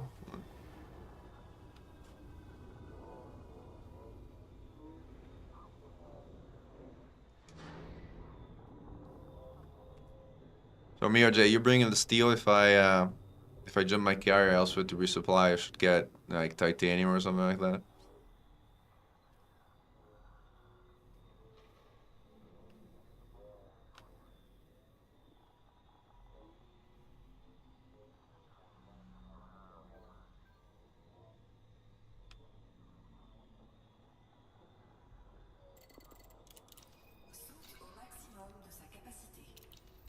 All right, back to the HQ we go.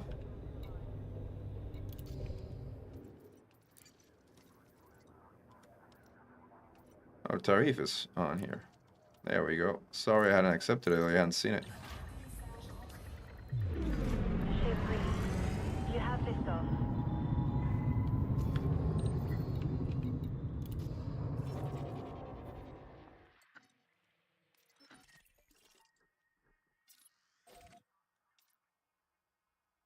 Oh wow, this one's done. Interesting. And went to the hive. I have to say the number of installations that went to the Anti-Xeno initiative just based on dice rolls is so low. It's like sad. We have to take all of these on in wars, and it's gonna take a freaking forever.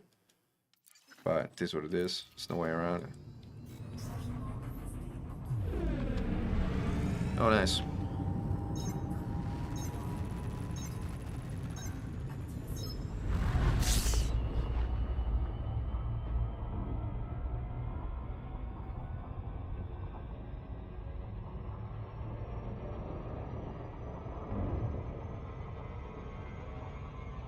Oh, I love a Cobra Mark 5. It's a lot of fun.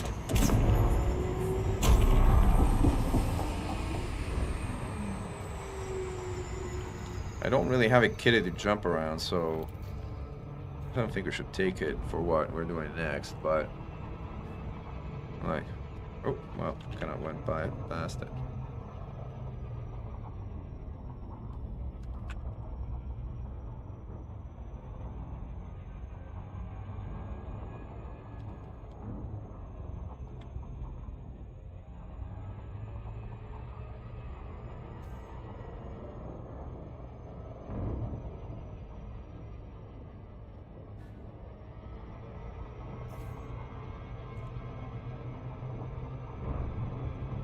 See ya, Tungzaodze.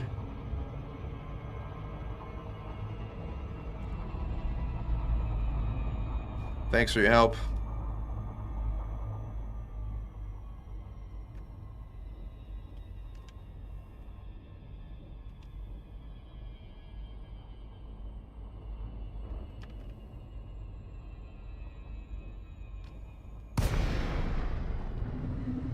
Oh wow, we're in range already. Nice.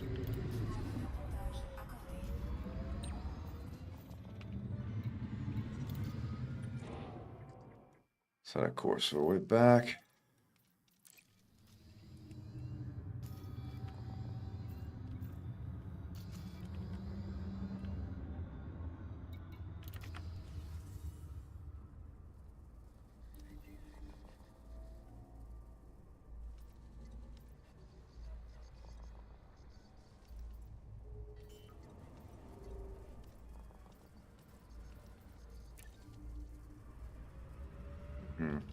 This guy's gonna crash me there again.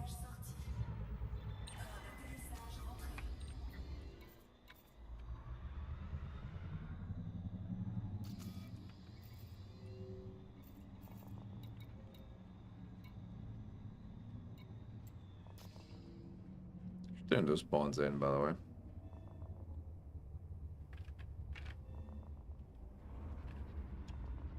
Yeah, Deneb has good amount of stuff. I generally hop to Keshawage or Keshapenga or whatever that system is called that has like millions of tons of steel. And a bunch of people kind of like load up on them.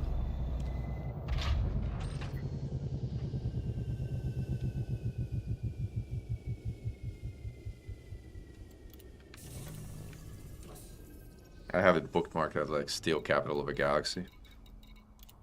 Alright, we're down to 7.7k steel and we are at 65%. 2/3 almost of the way done. We need crap ton of liquid oxygen some insulating membrane. This is going to be annoying because this needs to come from a bubble. If you're coming from a bubble, Mirage, yeah, well, everybody's coming from a bubble, so it doesn't matter. Right? Ceramic composites, these are only available at planetary stations, which is incredibly annoying. The rest is, and the rest is easy. The rest is easy. Let's return the carrier to.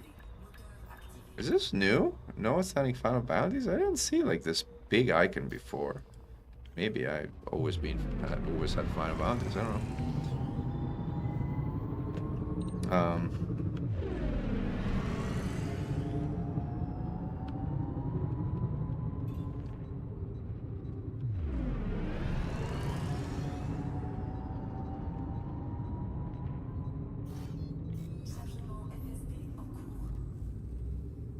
Oh, thanks, Tarif.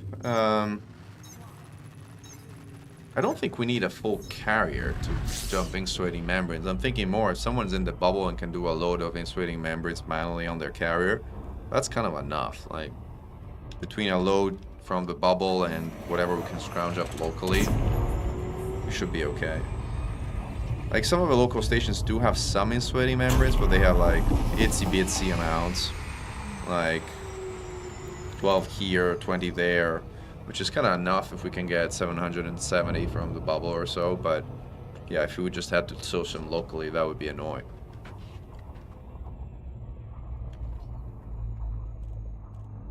Actually, though,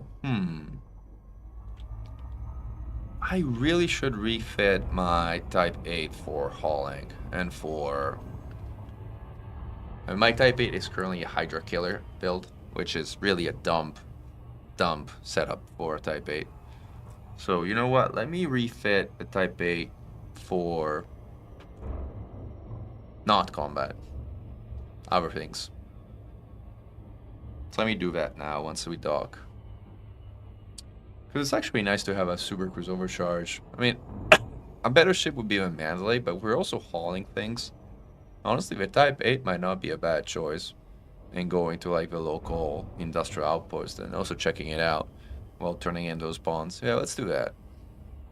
And we'll do some of that before we switch to the other account and do some renaming of systems and of places around here.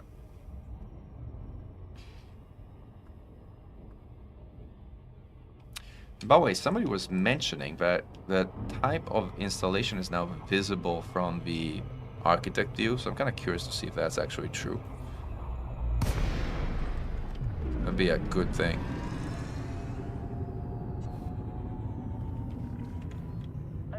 Commander, welcome to our carrier. Clearance granted. Move directly to your landing pad. Docking request confirmed. Assisted approach is go. Yeah, building in preparation of a Tier 3 port is no small feat. No small feat.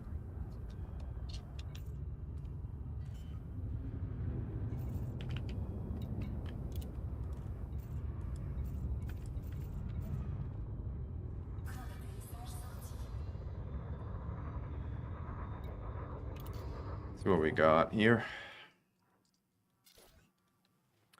Black's Folly is also halfway done. Like, we gotta rename all this stuff. These names, these standard names are so disappointing.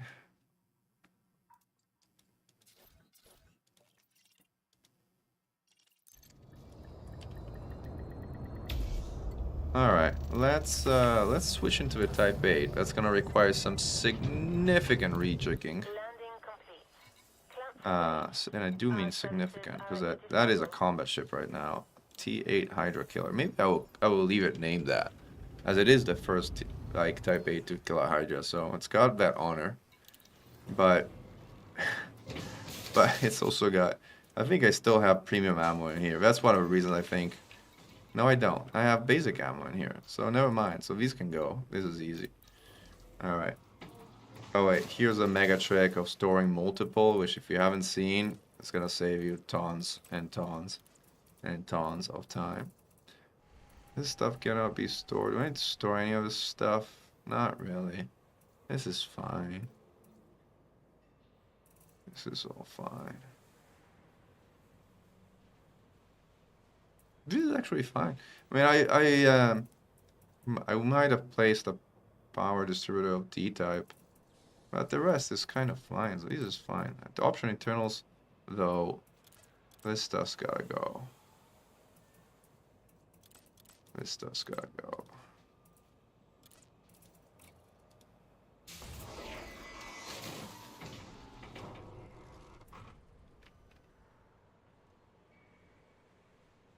That's cool. Now we can get rid of this one too. And now we can...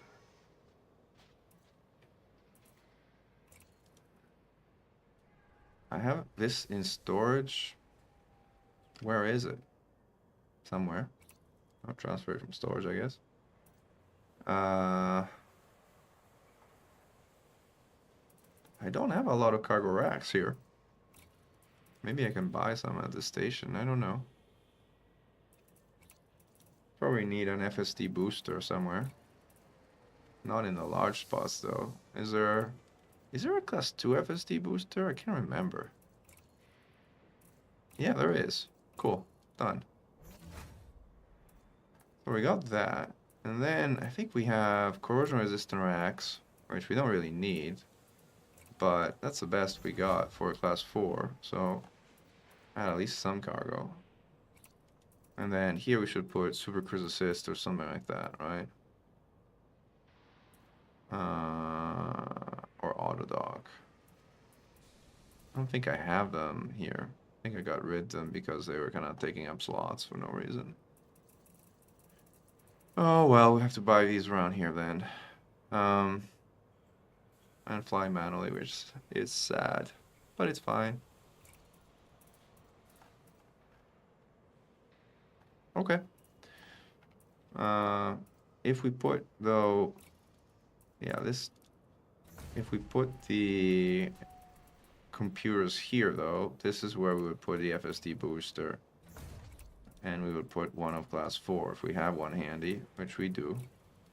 So let's put it here, and the rest is cargo. And this gives me how much jump? Where are the statistics? Insert home. Mass, fuel, distributor, shield strength, armor, petrol. Jump range, laden. Well, we don't know laden because we didn't have the cargo racks yet. 47. So this will be, I don't know, similar to the cutter, I think, laden, like 35, 38. All right, let's have a look around and let's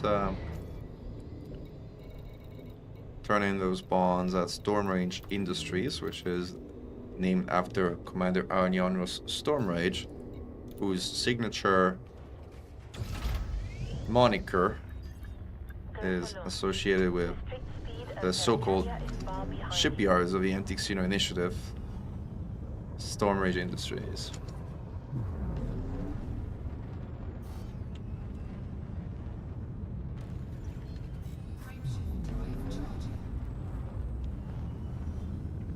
Those big arms through my top left and my top right are kind of intimidating. Now the good thing is we have Super Cruise Overcharge, like the good one here, which is awesome.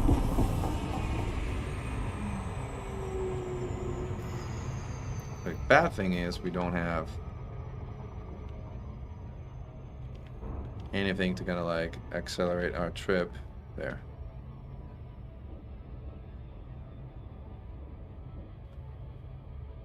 $20 light year on a Type 8. Even with the FSD booster, that little?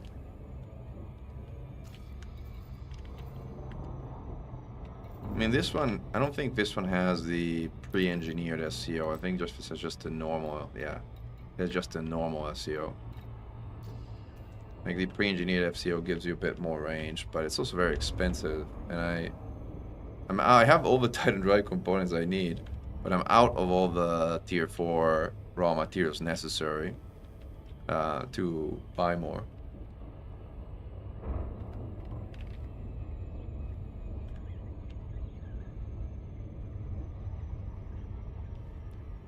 I see.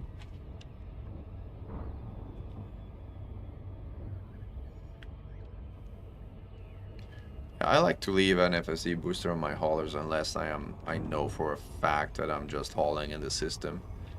In that case, I mean, sure, you might as well haul a little bit more, but the difference usually isn't huge.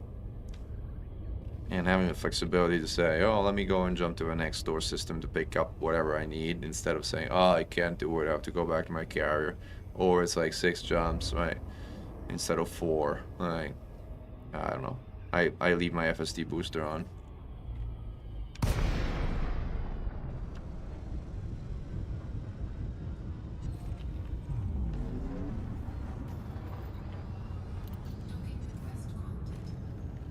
Now, the good thing is this thing is fast, 530, like a cutter, but unlike a cutter, it can actually move, which is nice.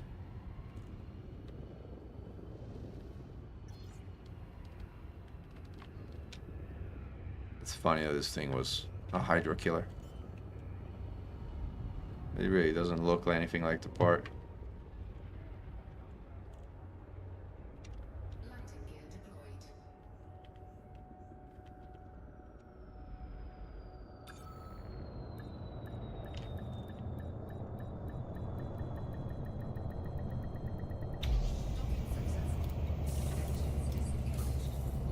Alright, let's turn in our XI bonds that we have from prior activities. Making sure I don't turn in the wrong ones, which would be sad. Done. And mob audit. Oh, man.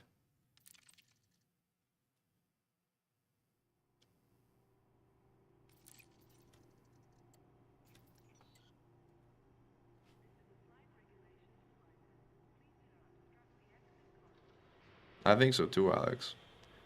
16-ton cargo for almost 10 light years. It is a good deal.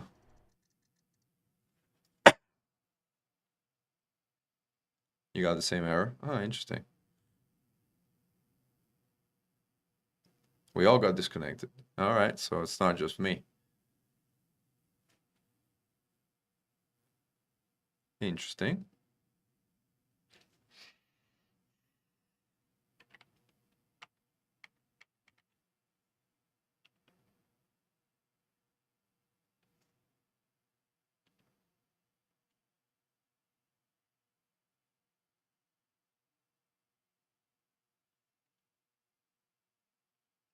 Yeah, Danny, we've had connection issues all night too.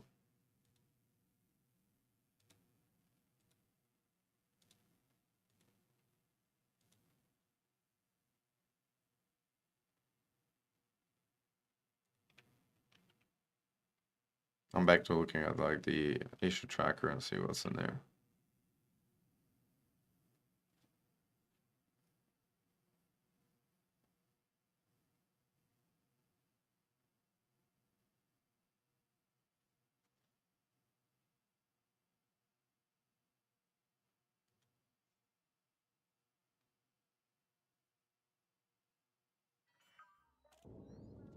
And we're back in action. What are we checking here? I don't think the station has outfitting though, so it's not like... Yeah, outfitting is not available. Which makes me scratch my head, as in, you know, again, what would make it available? Because I think the system development is pretty... This system is pretty freaking developed. Like, we're building 2 free stations, like...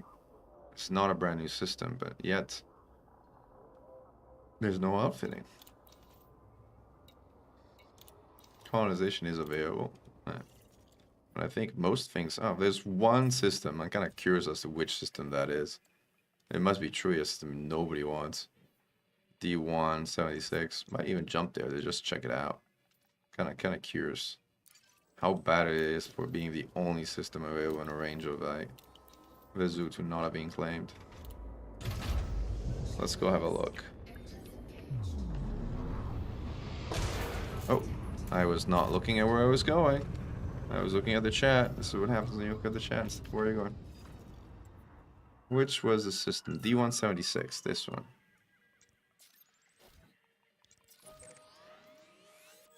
Oh, but I do have the data, so I don't need to jump there. Oh, it's just pretty boring 3-star system. Well, a decent amount of slots. It's not as bad. This is not as bad as it gets. I mean, it's bad. Okay, fine. This is pretty sucky. Fine, fine. It sucks. I get it. Let's go to Astrop and kit this Type 8 with some cargo racks and some other stuff.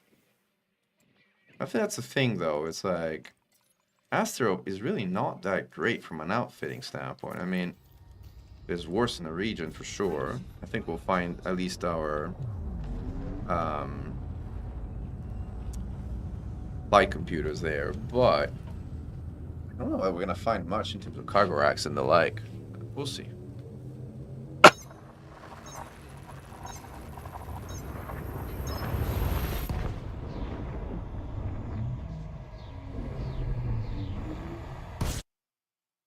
And mob at it again.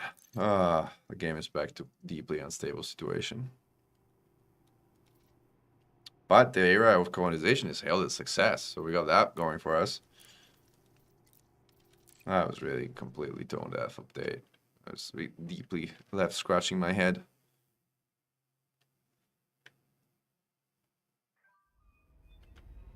I connected quickly at least. We did not make it through to Astrop, so let's try again. They did take our fuel though, which is sad. How dare you take my fuel and not jump me.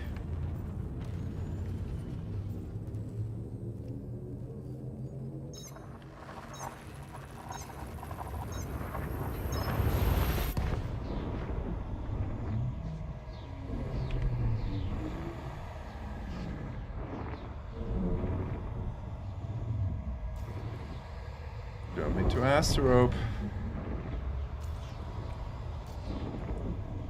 I wish they let you do something while you are in witch space, like have some kind of mini game, or I don't know, make yourself some coffee, or like at least have some kind of like entertaining mechanism.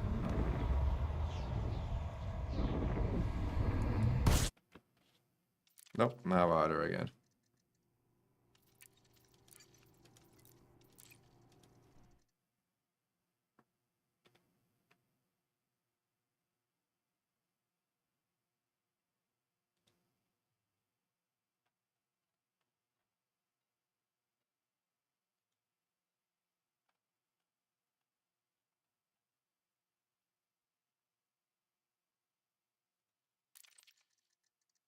This didn't work.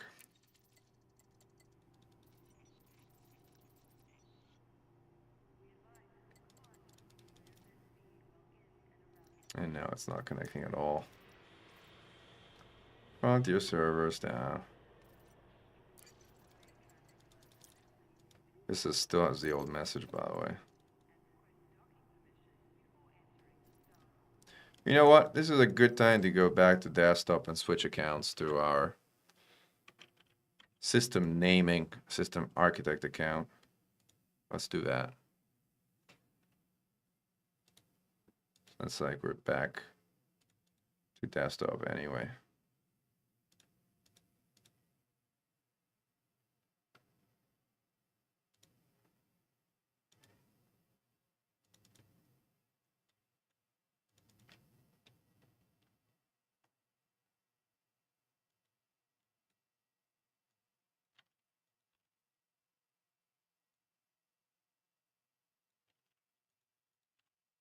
All right, let's get Command Xeno Strike Force in it.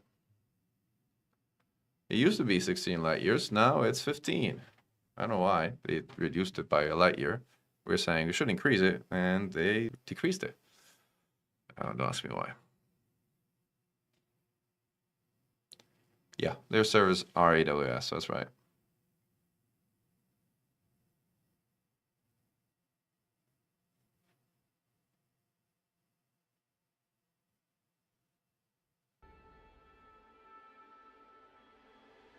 Oh, it was? Was it always 15?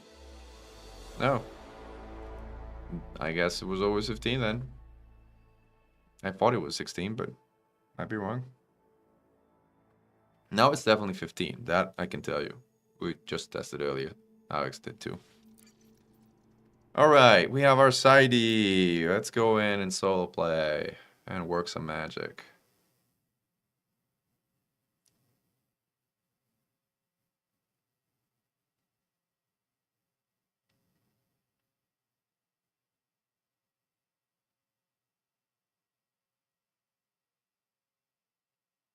So we're here to rename everything and to lay down some additional things. So let's do just that. And by rename everything, I mean name all the things that have not been named.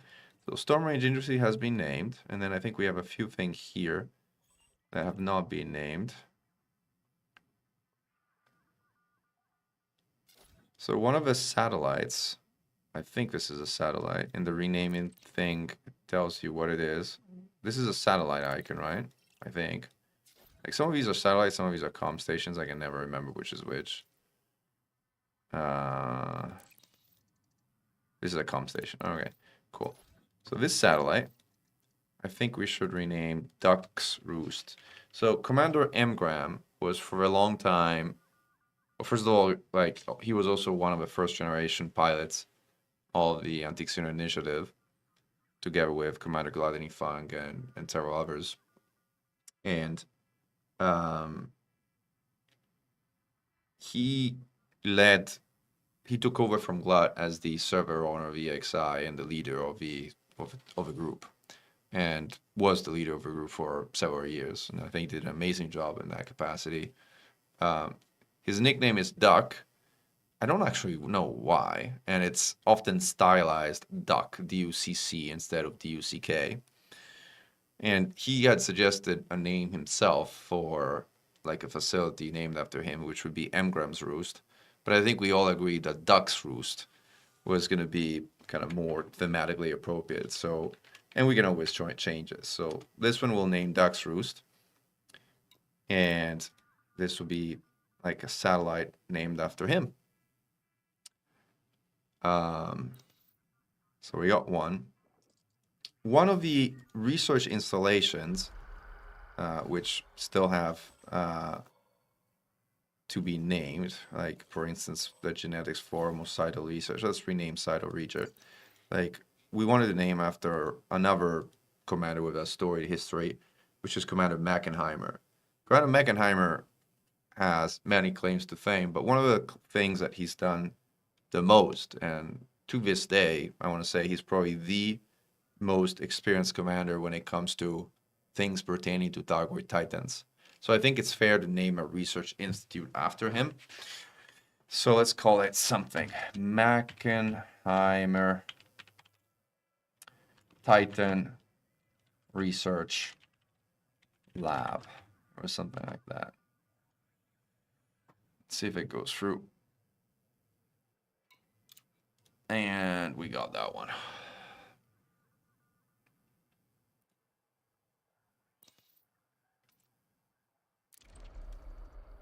So another commander that left a humongous mark on the history of Antique-Xeno Initiative, really on the history of X combat, is Commander Shrinky, who, there you go, Hibiki kind of beat me to it. Like, we're doing Shrinky next. I was thinking of naming a military installation after him, but we're kind of out of military installations. So, like, because, you know what? Because, like, what we're going to name for Shrinky has to do with cold orbiting, naming something that is orbiting, like this relay station, for example. Well, this is Fred 10 Cycle, this is named after Gluttony Funk, so this already been renamed. But possibly this one, which I think is also a relay. It should show you in the relay. Like, this is a relay. I believe this is a relay icon. Shrinky Cold Orbital. I love that one, actually. But orbital can mean orbital means same thing. Yeah, let's call it Shrinky Cold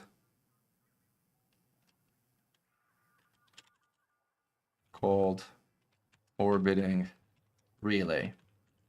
How about that? Shrinky Cold Orbiting Relay, which is a play on the fact that he invented cold orbiting as a discipline, and now we have a cold orbiting relay named after him. Yes, Billy, the colonization contact is back on. If you manage to get the servers to collaborate, because like the servers are more addering and throwing errors left and right. All right, Shrinky Cold Orbiting Relay. So we got that one. And then there were a few others that we said. Oh, Viera Research Institute. Yes, Viera Research Institute we had a good name for, which is this one. Another commander who has left a humongous mark in the military doctrine of an anti-Xeno initiative is Commander Painbeaver. Commander Painbeaver invented a mechanic for which, in a slow ship, notably the Corvette, it's possible to chase the swarm after it flies over you and flak the swarm while chasing it, which is a technique which took his name. So to this day, when people say, I'm going to Painbeaver the swarm, or you should try Painbeavering, they mean using that technique to deal with a swarm in a slow ship. And I got malwarded again while doing absolutely nothing here. But as a result, the plan would be to rename that research lab after him as the Painbeavering Flacking School.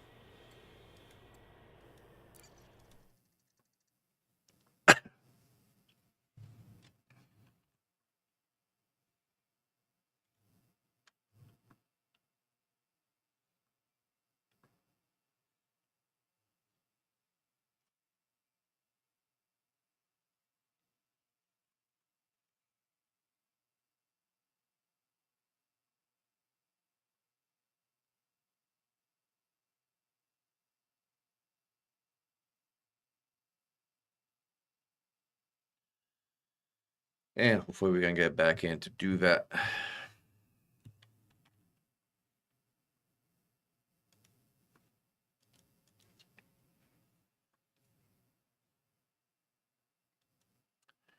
Let's see if I can add lower furs again in here.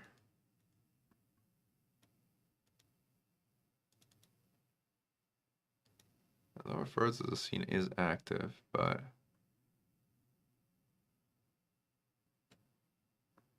I think, oh, there it is, lower furs. All right, I turn it back on because I had it off. I think lower furs was the thing that was making OBS crash.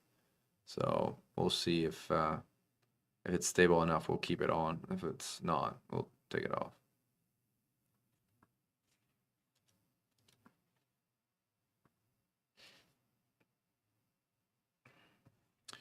And then we had a few other ideas. I know, right? It's not really fun.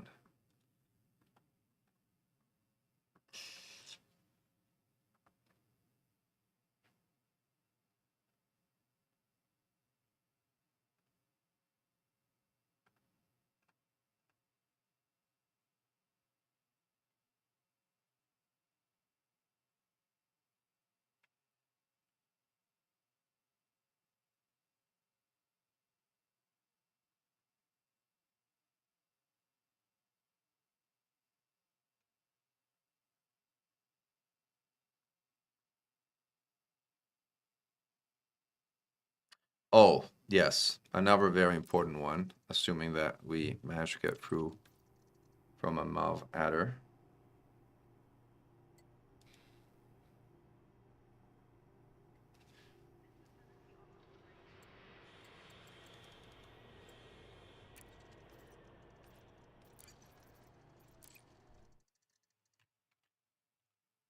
So another commander we want to most definitely recognize is Commander Grimscrub, who has been really the true general in charge of the war effort for the better part of a year and a half, and has led thousands of people, I want to say, in coordinating combat activities across multiple servers, across multiple communities.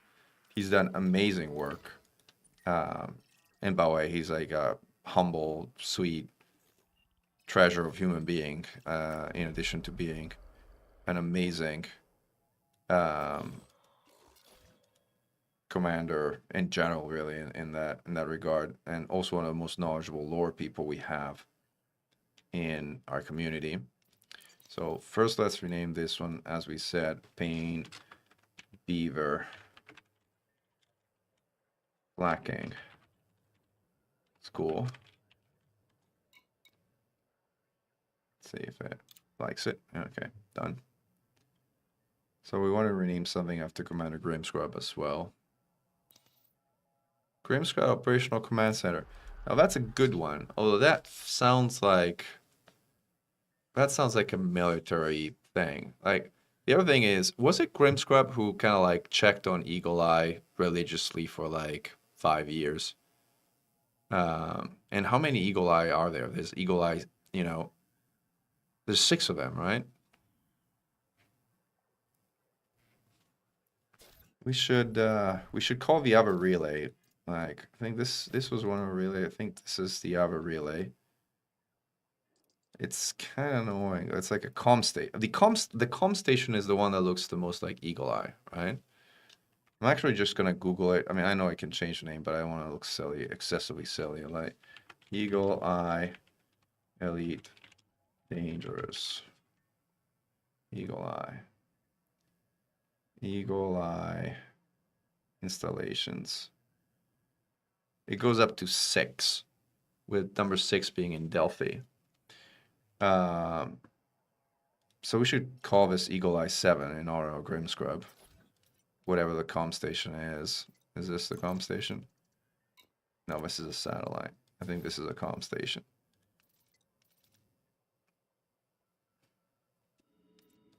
Ah, come on. Every freaking 3 minutes. Like, this is like painful.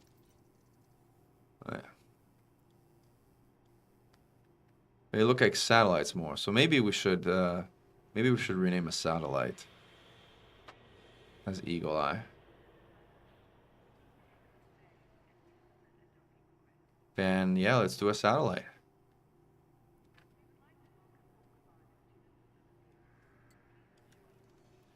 And then another commander I think kind of deserves credit is Commander Heli Melly, but Heli I couldn't reach, and she's particular about the use of her name and things. So before I do that, I want to check with her if she's okay with it, because chances are she might not be, and I don't want to take her off. So no, it's not connecting at all.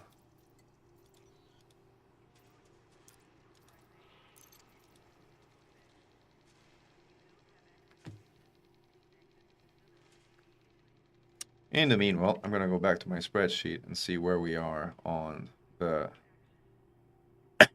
build list for the zoo.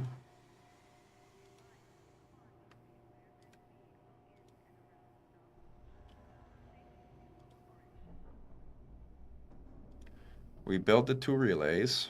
Next are another 2 satellites and then 2 comm stations. All right. That's clear enough.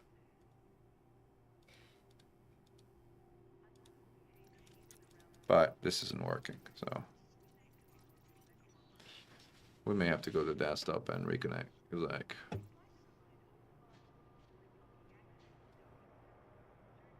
oh, it worked. I did Fred 10 Cyclops relay station, Alex. So yes.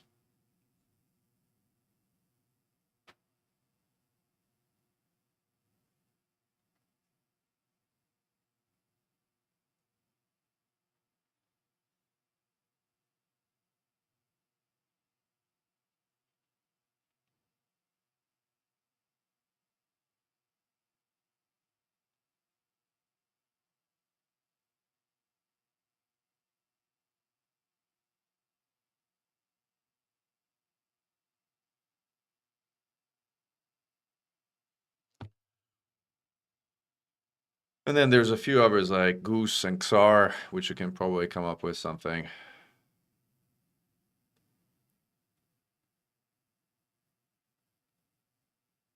Play numbers are up. Yeah, something about Darth Vader. Oh yeah, like we should do something about Darth Vader. Darth has played a major role in the Axon BGS. So something about him and the Axon BGS could be meaningful. Or he's also being the fleet commander for carriers of the Antique Zero Initiative. and he's led organizational efforts around the carrier fleet. So we had a bunch of so-called active duty carriers for a while. So that would be also meaningful. He's also like an accomplished corvette pilot in his own right, so that would also be meaningful. He's also effectively, and has been for the longest time, our lead diplomat for BGS reasons. Oh, finally. All right, so what were we doing again before we get disconnected? We're renaming a satellite Eagle-Eye 7 after Graham, right? This is Duck's Roost, and this then is going to be, it's a satellite, yep. All right. Grim Scrub Eagle-Eye 7. Let's see if it works. It likes it. Done. We have Grim Scrub Eagle-Eye 7.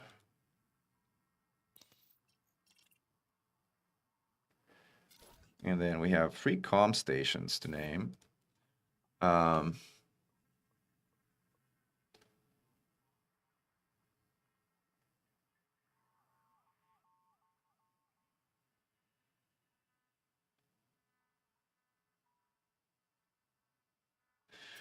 I think something about Lord Vader's diplomacy. Something. Lord Vader.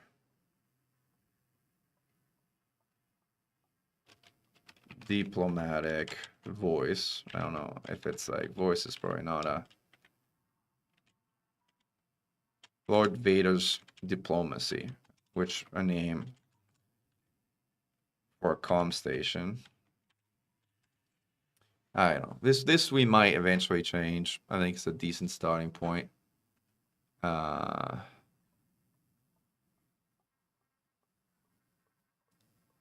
Fortress Vader. Fortress Vader. Fortress Vader is fine, but for a comms installation, is that really an appropriate name? What do you guys think?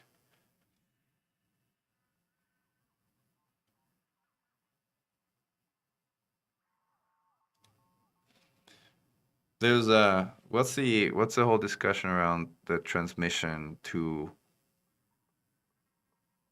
a Korean corvette, and then they talk about a transmission of some kind, right?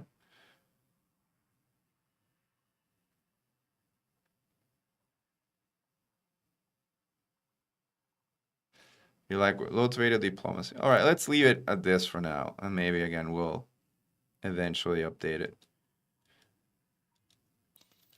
So that's a good one. These are also, I think, comm stations. Yep.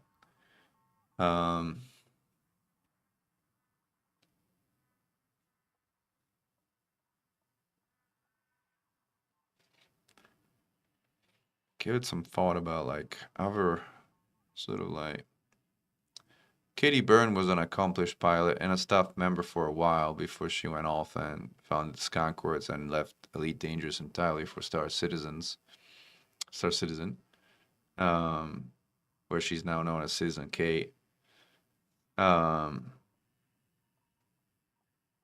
Doing something about her would also be nice at some point, I think, because she's earned it. She was an incredibly accomplished pilot in her own right.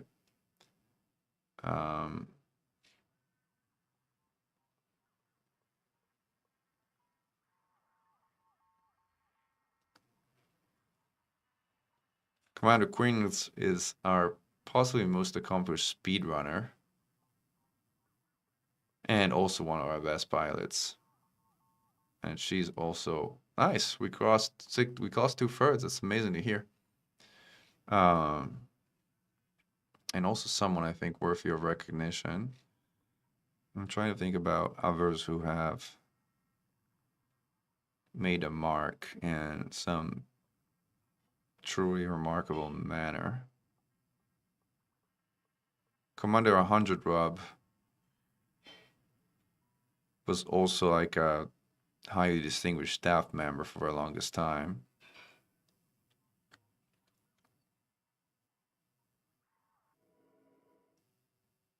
Same here. Same here, Sophist. This is not very fun, I will admit. This is not a lot of fun. The constant disconnects. Lack of face pain. Not sure what that reference. I didn't get the reference, Alex. Maybe I'm the one who's like skill issue there, but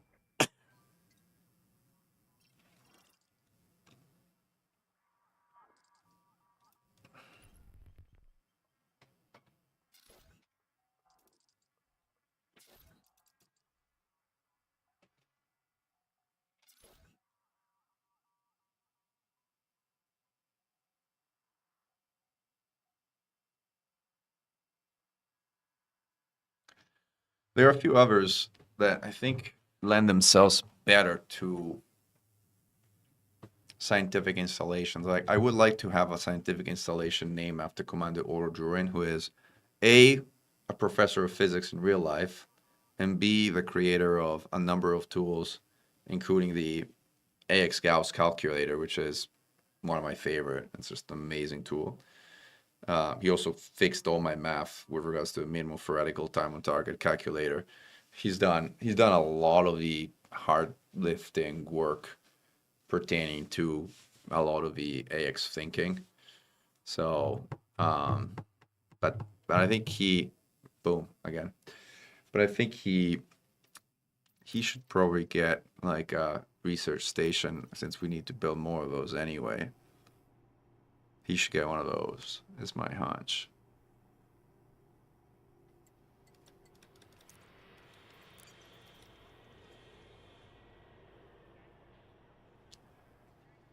Vader's deal making. That's a good one too, yeah. Oh, Vader's diplomacy sounds more ominous, so like, or Vader's diplomacy has an ominous touch to it, which kind of makes me smile. Yeah, it's hard to play Elite right now. I have to give you that.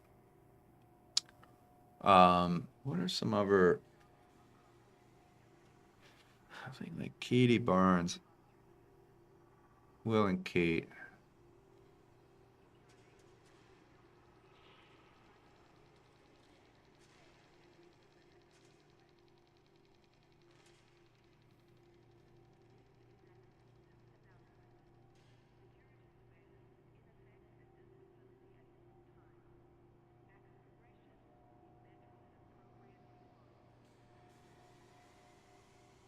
The high ground.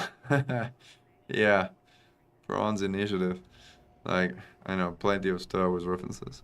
I was thinking more about Katie Burns right now. And for a comm station, I was thinking of calling it Kate's Tutorials. Because she has made some really good tutorials, and they were popular, and she's made also a bunch of ship reviews. She was an excellent content creator for YouTube.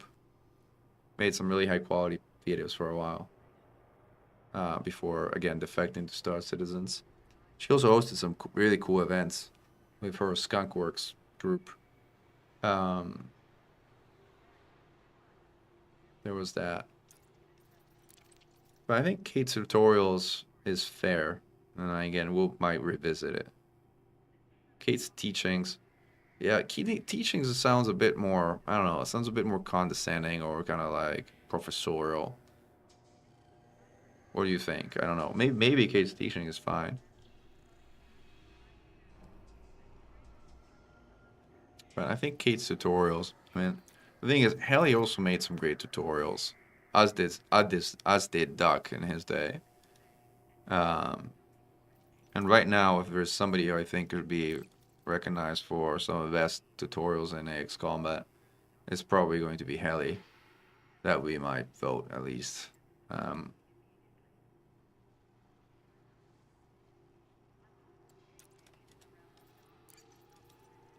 This is not working at all right now.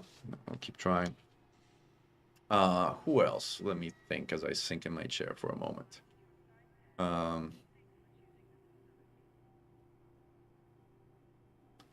There's a couple of truly accomplished speedrunners.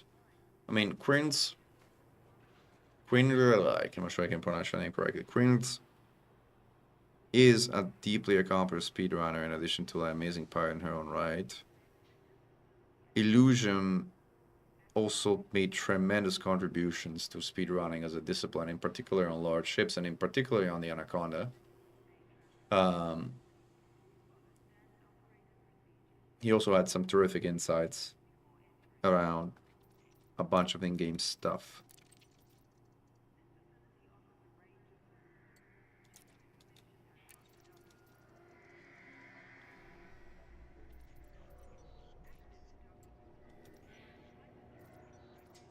But you got a quad height prediction. That's nice.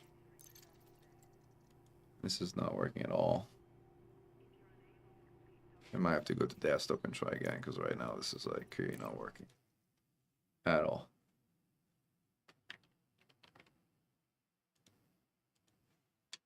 Yeah, try again.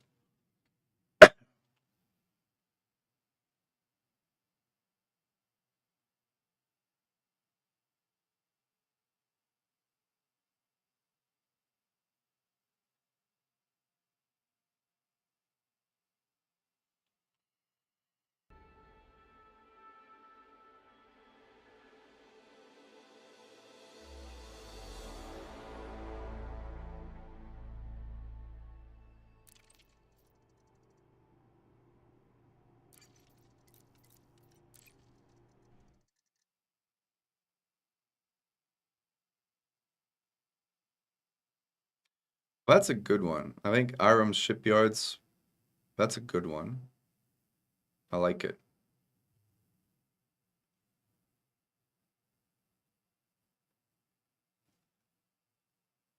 The faulty server, yeah. I should.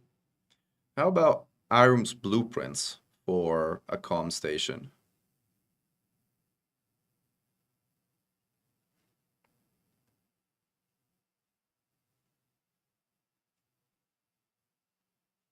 Oh, they're really. Yeah, Jim. That's what we should call things tonight. All right.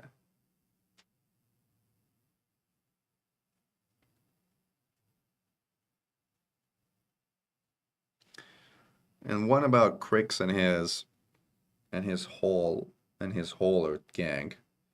Like I think one about the hauler gang in general with their motto Minima Fortis Est. I think it would be appreciated.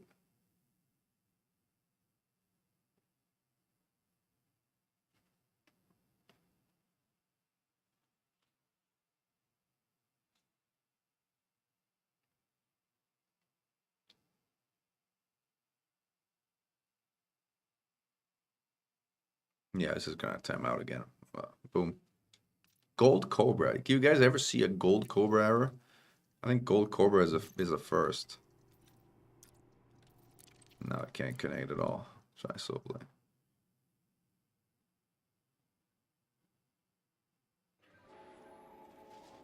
Ah, we made it finally. So where did we leave it? We left it at Katie or Kate. Katie Byrne. So let's rename this Kate's. We said we name it Kate's Tutorials.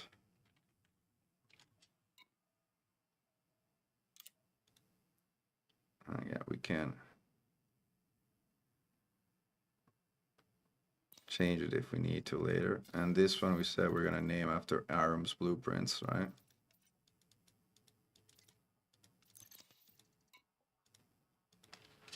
Irem's Blueprints.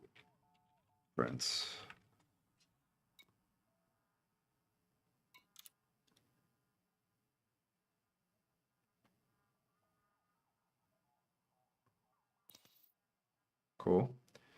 So I think we named all the space installations here. We named the original port.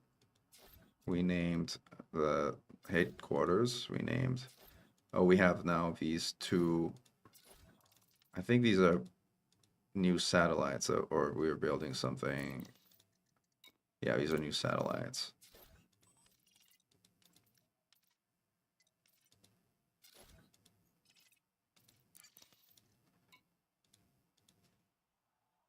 So something around Crix. I always don't know how to pronounce his name. H. Like this, Crix, I think. minima fortis est.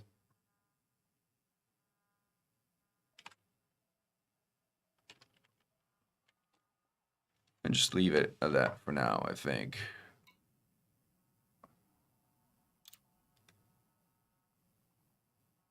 That's a good name for a satellite, I think. And we crashed right before we crashed. We managed to get another name through. Right. It's an average of 2 names per crash. 2 names per crash. Did my station placement issue got fixed? No, the station placement issue did not get fixed, but at least now we can deliver things to it.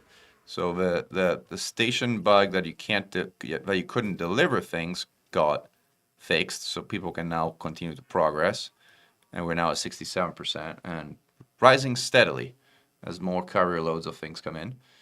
But the placement is still, the station is still stuck in the belt. They said we're gonna move it. They're gonna move it to slot number 3. Sorry, slot 1 here. But we'll see. We'll see if they manage. All right, so we named Krigsman of Fortias Est. We have 2 more in construction things to name, and then we have to plot down 2 more. I think this is a satellite. I think this was also a satellite, if I remember correctly. Yeah, this is also a satellite. How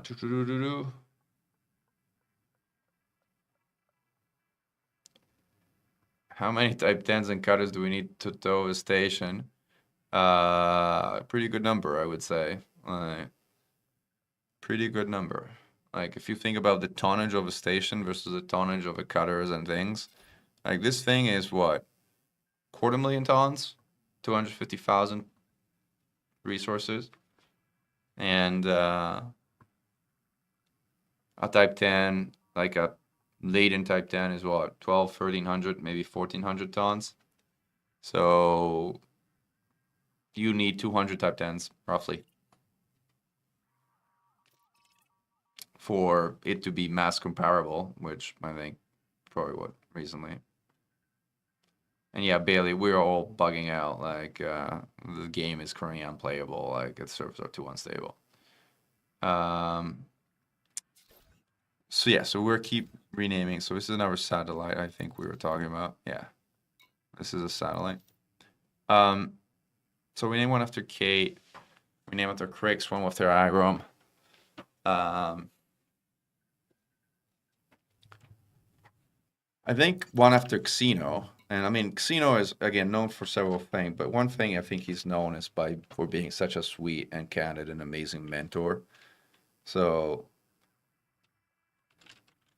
I think we can call this Xeno's mentorship, this satellite.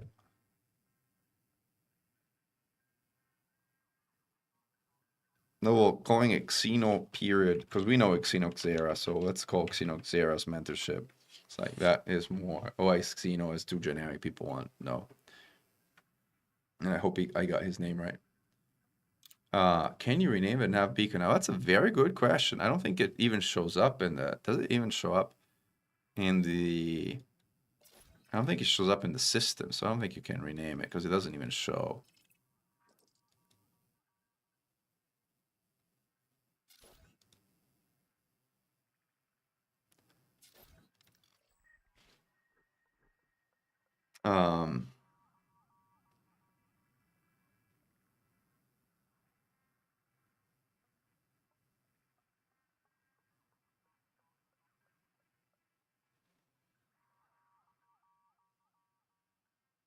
Oh, fast church radio.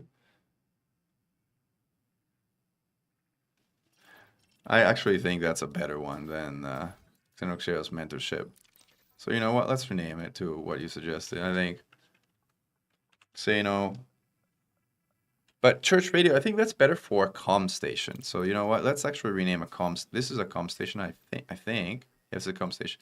So let's rename this comm station as Xeno Xera's fast church radio.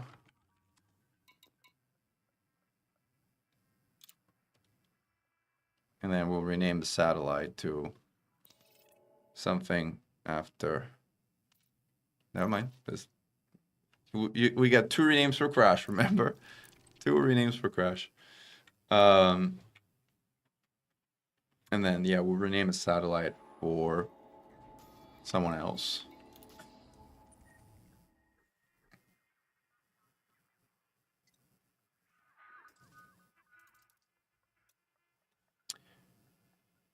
I think doing something for Xarian would be good. So I think we name this satellite after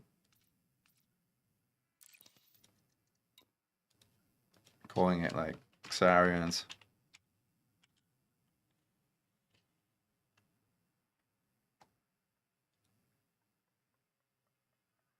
Operators. As in reference to the BGS operators. Prohibited word disallowed. What did I do that it didn't like? What is the prohibited word in Xarian? Does it like just Xarians, or is it operators that doesn't like? Oh, this is fine. I like Xarians. What is it not like in operators? Operators per rat. Is it rat? Perat. Tor. Ator. Rator. What is it not like in operator?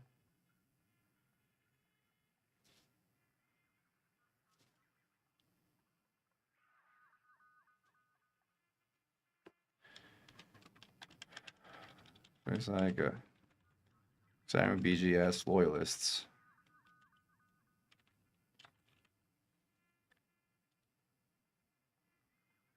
Which is a name of a rank.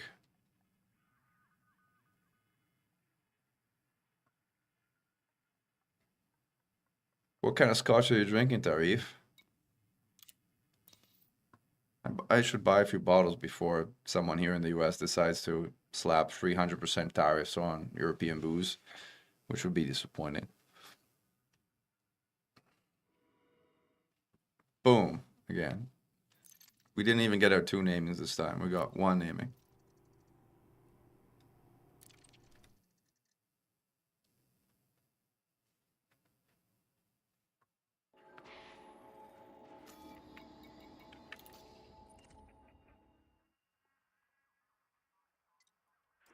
And I think we named...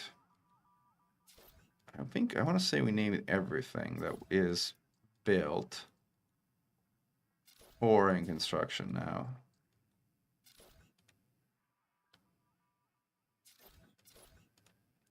So now it's time to build more things. So I built 2 satellites and 1 comm station. Well, you guys built. I just plopped them down.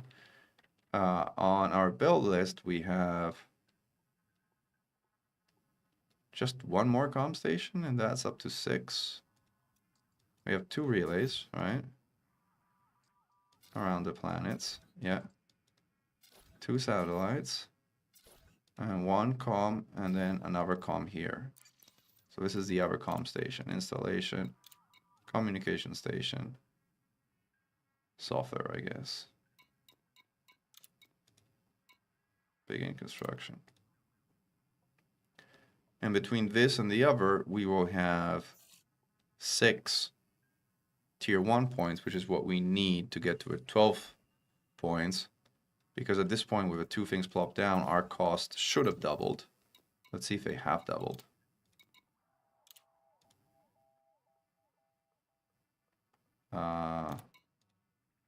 Yes, they have. Oh, this is expected.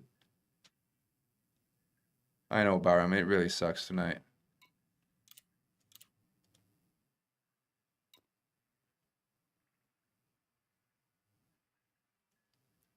Johnny Walker Black Label. That's a good one.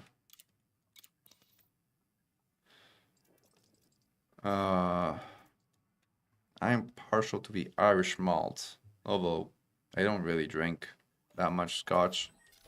But if I have a chance to get my hands on a glass of Glenlivet, I'm not gonna say no. So now we need to go and actually place more ground installations. And then, Alex, I actually like your opinion here because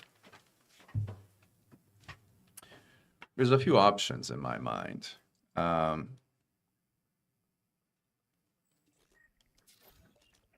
First of all, is there such thing as an industrial large?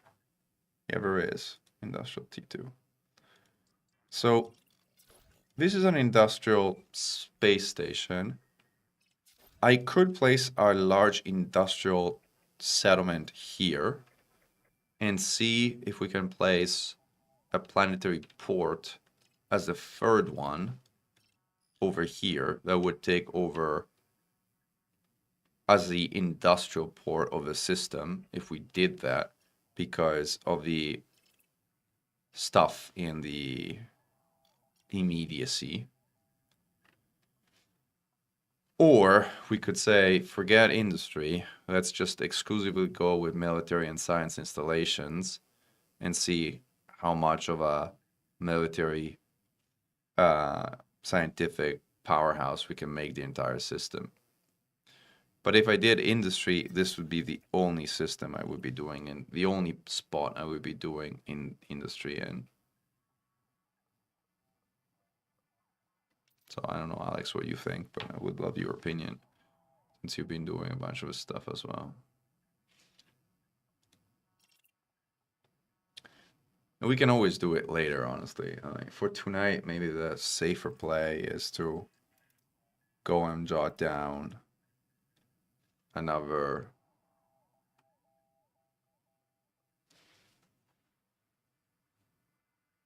yeah, well, Hibiki, Johnny Locker Blue Label is also, 20x the price, so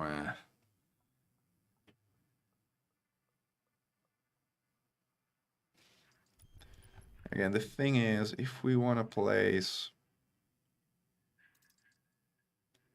one,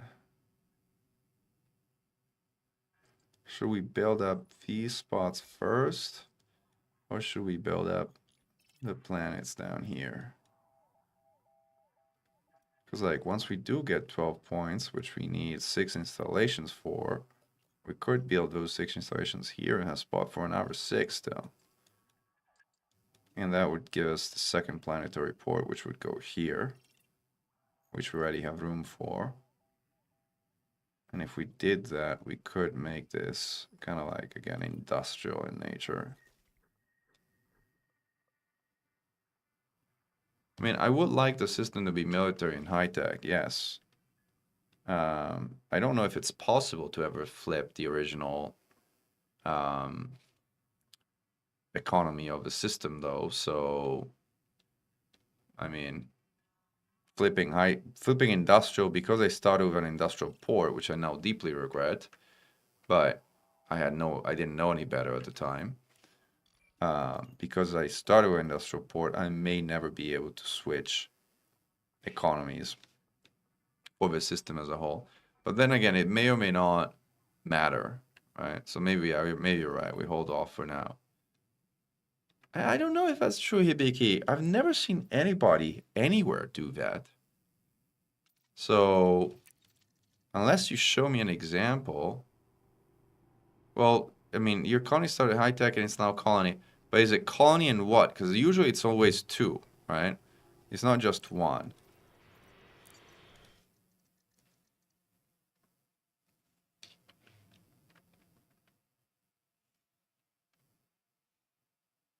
Usually, I mean, everywhere I have looked so far, the initial industry is still there. Literally everywhere.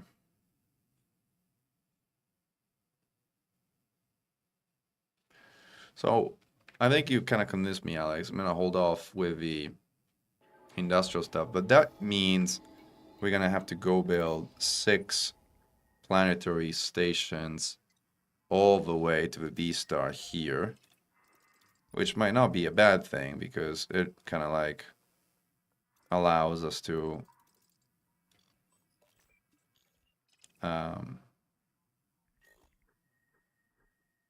deliver stuff all together.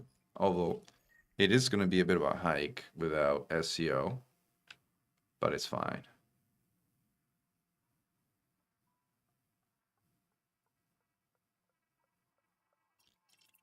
Yeah, but Hibiki, what I'm saying is it's colony high tech, but it still has high tech among the two.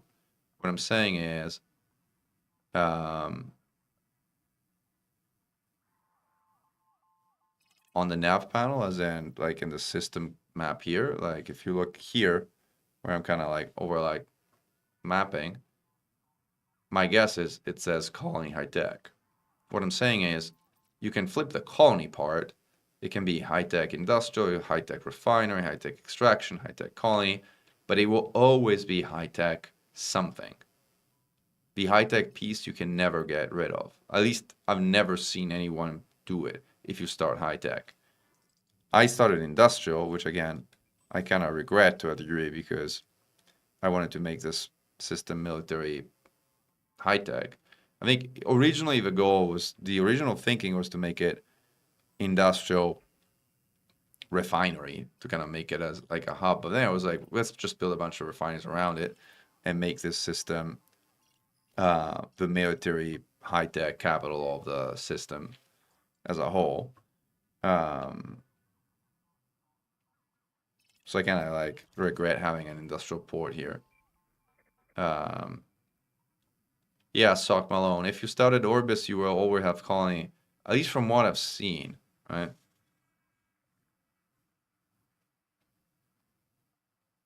There's another tab on the one panel far left.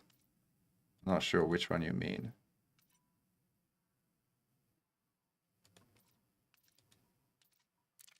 I mean, like the map view. I don't think that's like.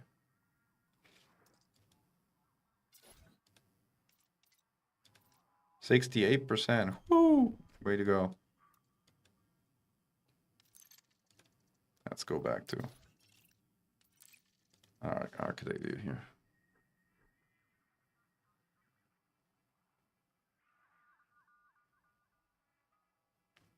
Yeah, if you want military high tech, you got to start with a military outpost or a scientific outpost.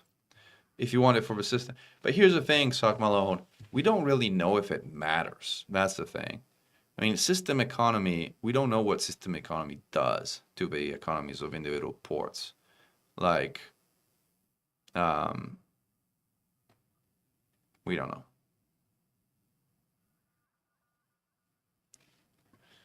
So anyway, let's go plot down the first of a number of installations down here at the B star. Well, if we don't get disconnected every 16 freaking seconds.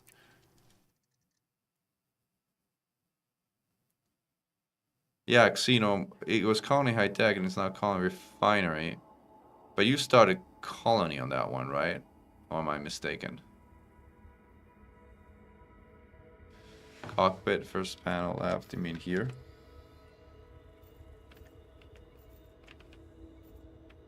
This one? Yeah, primary economy. See, primary economy says industrial, which doesn't make any freaking sense because the only industrial thing here is that rickety industrial outpost that I built as the first thing in the system. So I don't know what to make of it.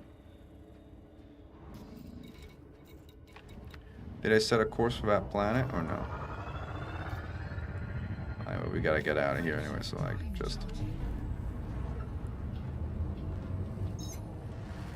Oh, this ship is a started Sidewinder. It does not have a SEO drive, so it's gonna be a bit of a hike wherever we're going, and we are going pretty far, I think.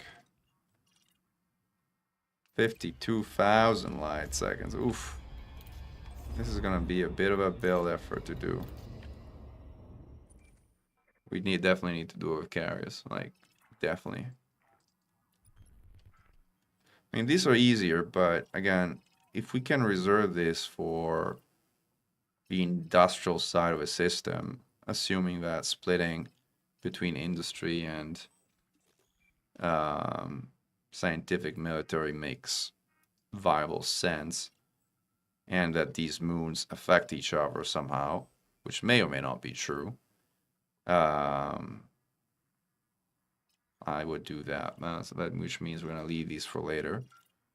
And we're just going to go down here and continue our military scientific build down here.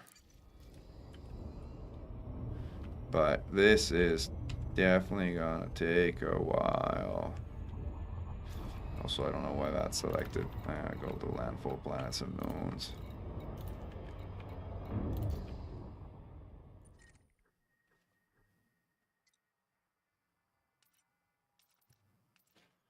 We'll see.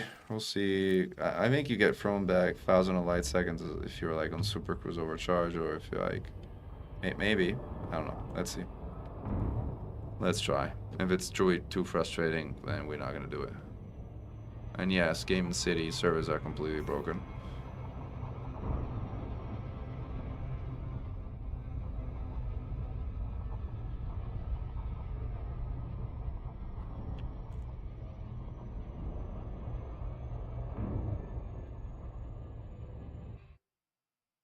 Cool. I don't think we're going to make it 50,000 light seconds with a service in the current state. Why not buy a SEO drive for it? You're going to do this sometimes. I think that's a wise thing. The question is, where do I buy an SEO drive around here? Because I need a high-tech station to do that, right?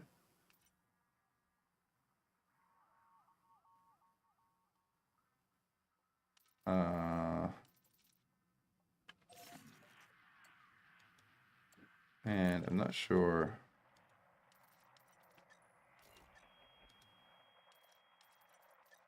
Economy type. If there even is a high-tech. There is a high-tech system down here. Can I get there in a jump? Yeah, I can get there in a jump. Let's go. Let's go see if we can find an SEO drive.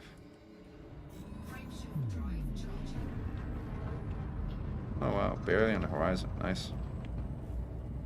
Gotta get out of here anyway. Yeah, side user class 2.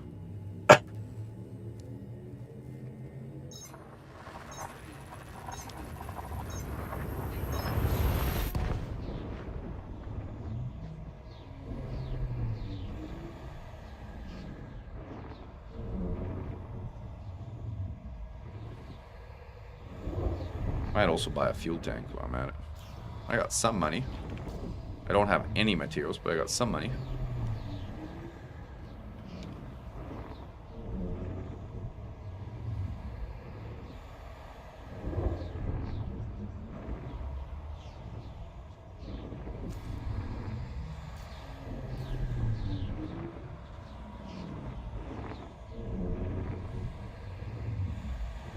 Commander unmanned. I am Commander unmanned.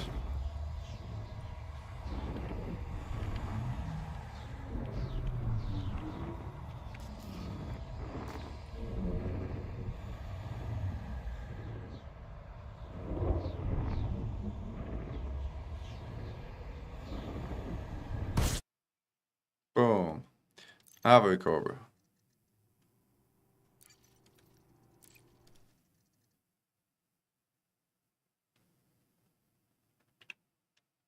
Yeah, that's right, Biggie.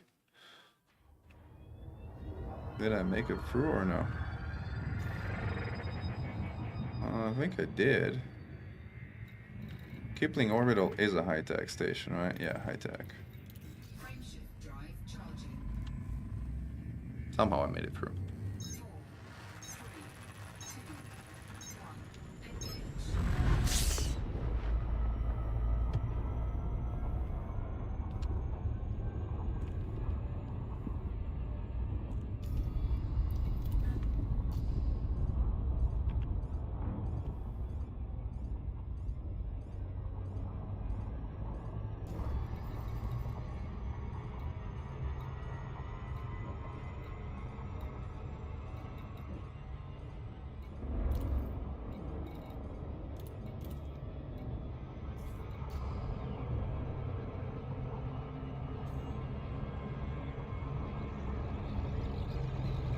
Too fast. Some fast is fine, but this was too fast. Good thing about this side is that it turns on a dime, so like this is problem easily resolved.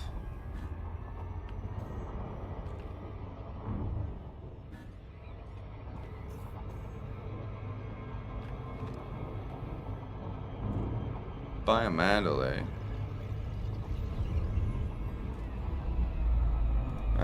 Yeah, Saudi fuel doesn't last that long, but the 2D also consumes very little fuel, so especially if I can put a fuel tank in, if it's available here, it's actually not that bad.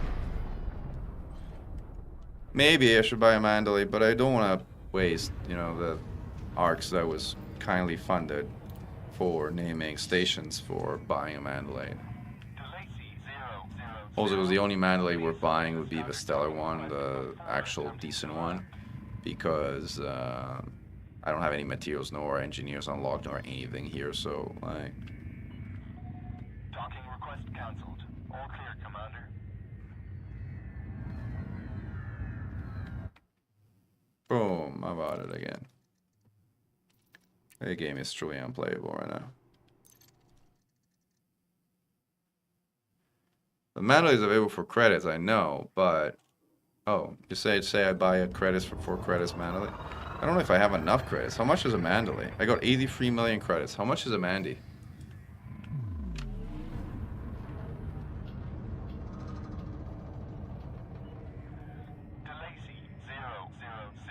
I like my Sidewinder though. Maybe I should buy a Mandalay though. Maybe you're right.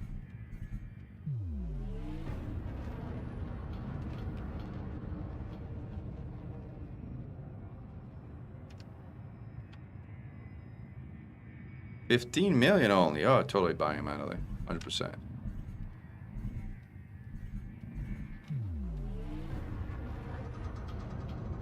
If I can make it to the station without being disconnected again, that is. And if the station sells Mandalays, which may or may not.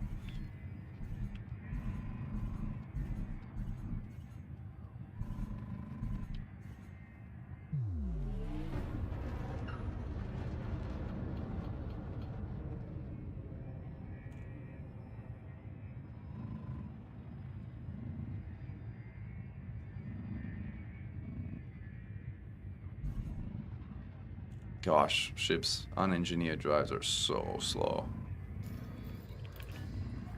Permission authorized.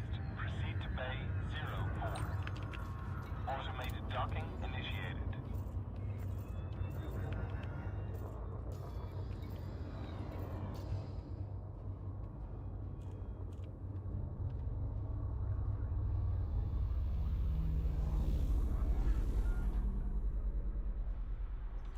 Yeah, let's see what's available here.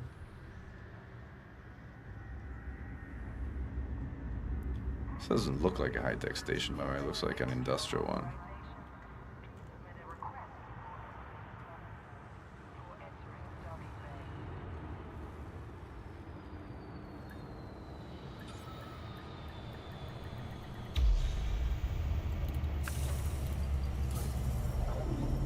Well, let's see what they got.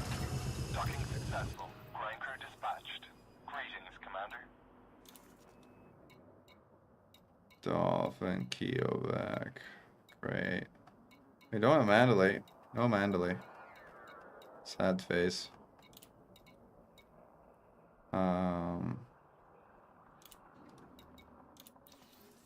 See what they got.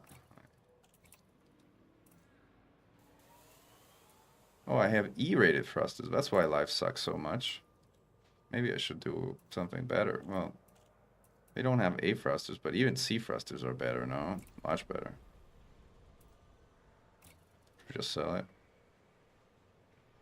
Nice loan anyway. Let's do it. Life support and make it lighter.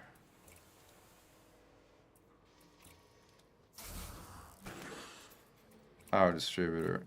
Let's see, 1D. It's better in every way. Sensors, again, D rated. It kind of has Odyssey, right? Yeah.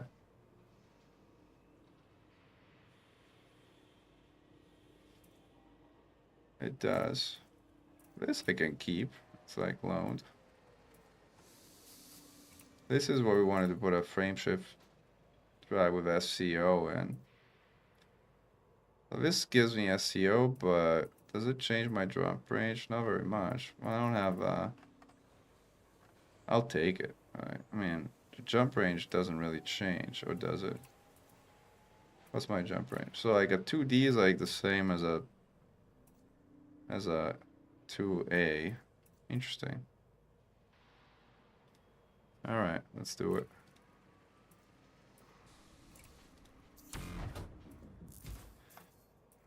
Fastest we got, the best we got. Power plant, we can probably put a D plant here anyway. Like, only good things come of that. It's like, this is fine.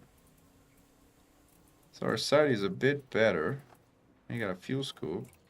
I don't know if there's a better fuel scoop around here. Yeah, I have a 2A. That's cool. Let's do that. And then, I don't think I need these cargo racks anyway. But what I wanted was a fuel tank. If I have a fuel tank. Oh, it's a fuel scoop. A fuel tank. Fuel tanks. 2C. 4 tons of fuel. That's good. And actually go with all fuel tanks I can possibly muster. And this gives me a pretty decent amount of fuel. Not like I need cargo or anything anyway. I'm just going places. Oh, I have loaned super cruise and docking computer. That's nice. Keep those. So I have a scoop. And I have for 8 tons of cargo of fuel. In addition to the 2 tons of fuel. This is going to be a good amount of fuel. I mean, sure. Is it going to be like a Mandalay? No, it's not a Mandalay, but it's a starter Sidewinder, which kind of starts looking a little less crappy than it used to.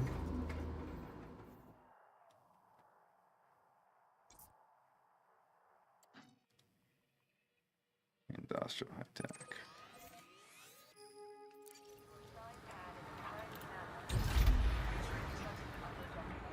Oh, now this flies better. Much better with its C drives instead of E drives. Now we're kind of starting to get to a decent ship. Power distributor is still garbage. But it's fine.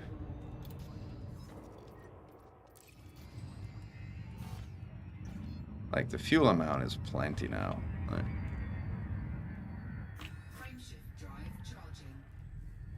well, Nemesis, thank you for trying. The servers are, the servers are dying. Right?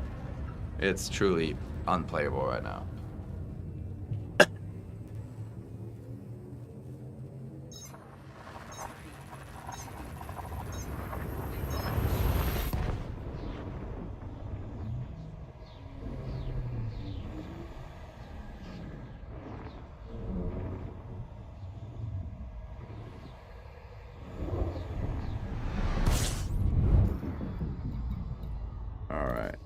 Let's set a course for the planet out here. And now we can super cruise overcharge. Hey, boom! Do I have heat sinks? I don't have heat sinks. Okay. We're gonna have to kind of like use it. But see, it doesn't use that much fuel on the Sidewinder. Like the 2D. This is the reason why you can't downsize SCO drives, because the 2D drive uses so little fuel that it would kind of make. Oh, thanks, Tyrese. Thanks for making the trip. Right.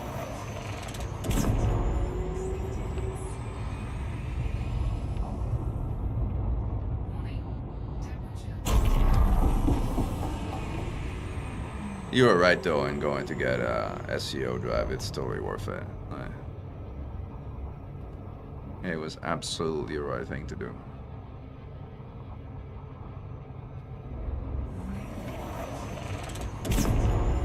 And with fuel tanks, I can actually go places with a sidey. Sure, I should get a Mandalay at some point, but I don't know where to buy one around here. Right. Also, this account doesn't have access to Shindes. At least I don't think. I have a mostly aimless Explorer rank. That's awesome. I'm not complete zero in terms of ranks.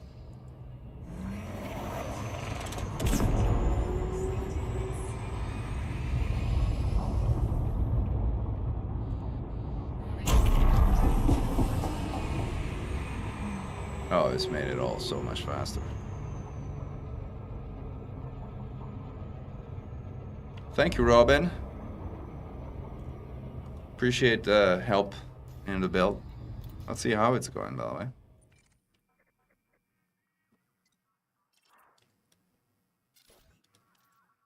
$69. 69%, funny number.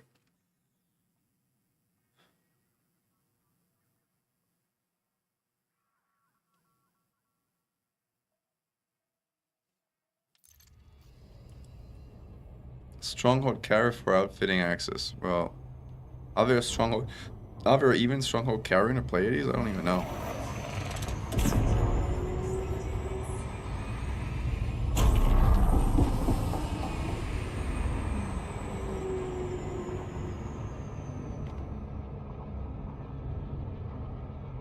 Oh, the Oracle in Delphi for Mandalay.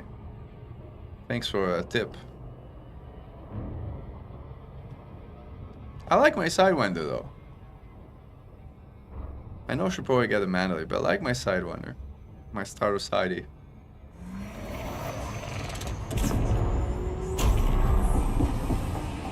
Whoa.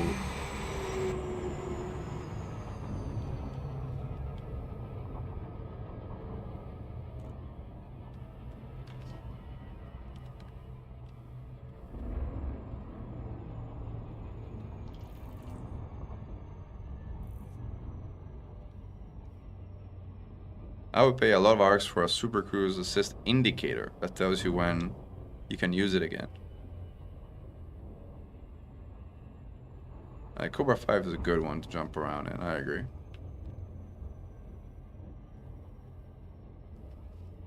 Hey Sawdust, welcome to the stream. We're all hauling and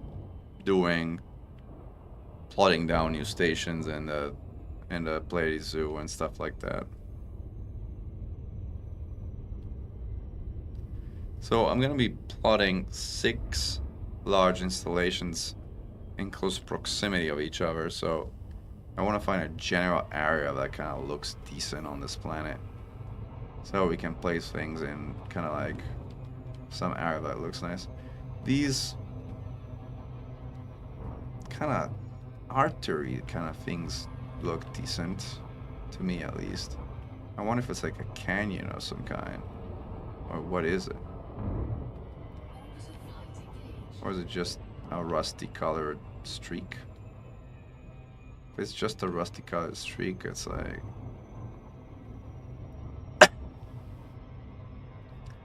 I could still place like things in a row.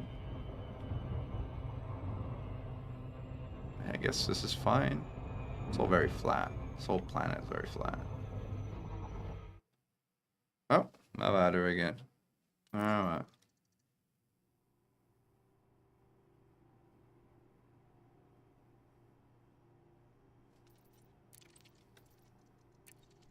Oh, I do agree. The Core Mark 5 is a lot more fun to fly.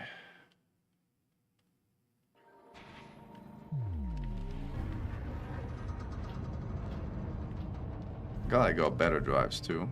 Oh, I'm 139 kilometers. I can definitely boost down.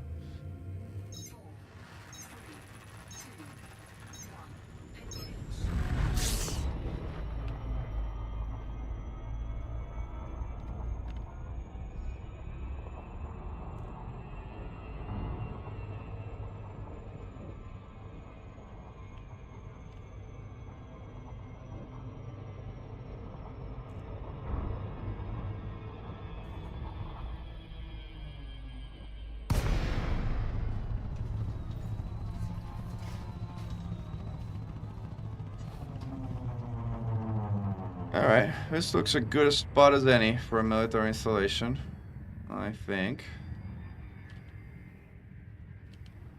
Or a scientific one if we don't want to flip the economy or whatever. Doesn't really matter, we're gonna place free and free at some point. Settlement. Military, tier 2, Minerva, that's what we want.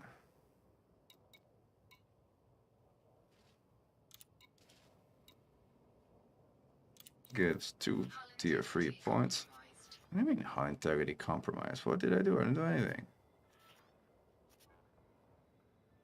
Are we in the middle of this whole rust thing? Is that fine? Should I just place it anywhere here? I guess here. Give it a little turn so it's aligned to the rust things. Okay. Perfect. Here, I guess.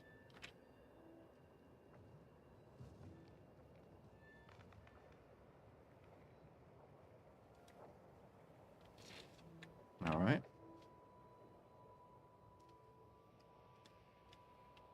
Minerva placed. Let's go out and come back and see if it actually did what it's supposed to do.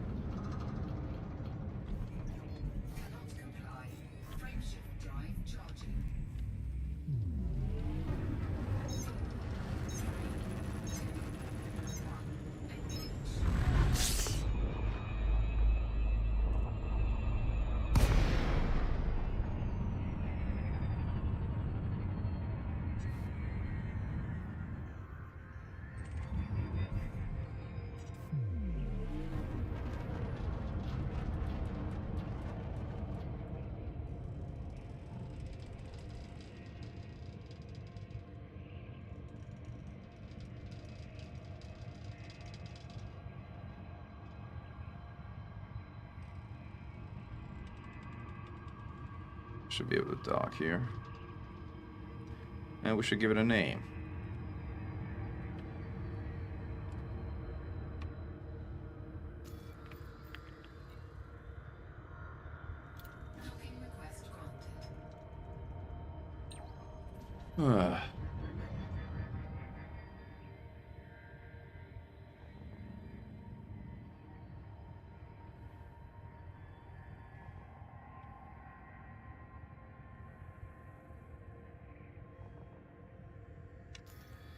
Should think about the name some more.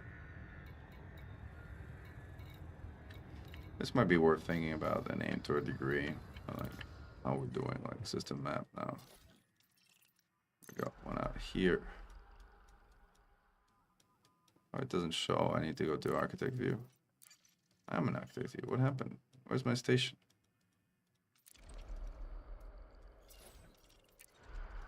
It's not showing yet. Might be like, well, the station is here because I'm docking at it.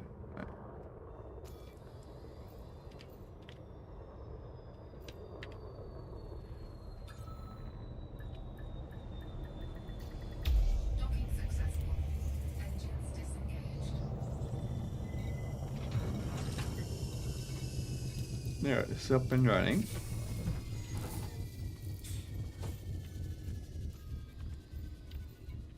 Have a look at the world system state. Should have 5 constructions running now, which is, yep, which is fine. That's what we wanted. There's 1, 2,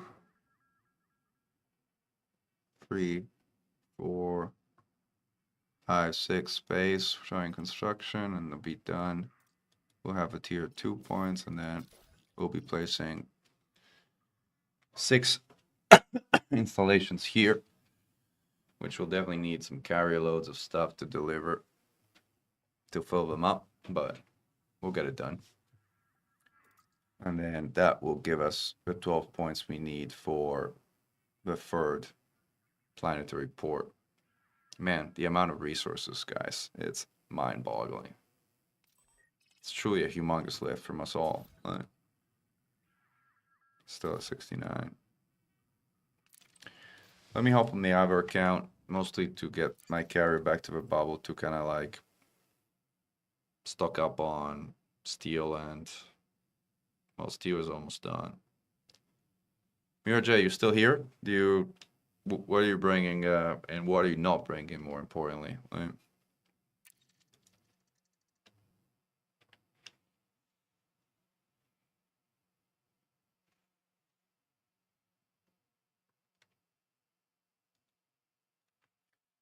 Swapping to my main.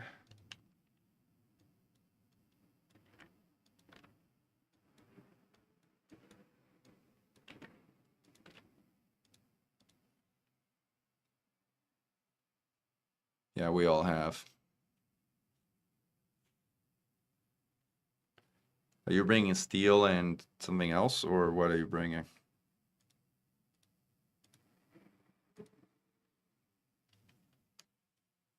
Ugh.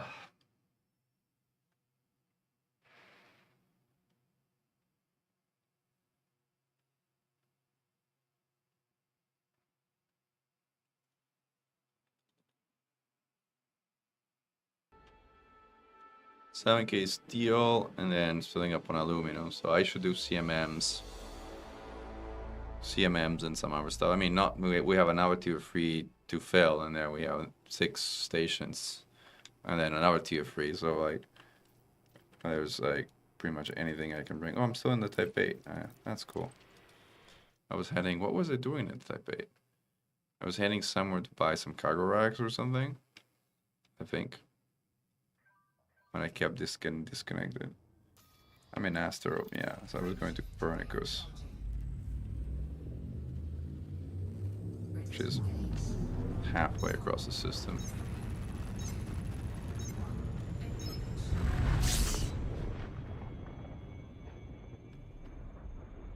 Hopefully a connection holds.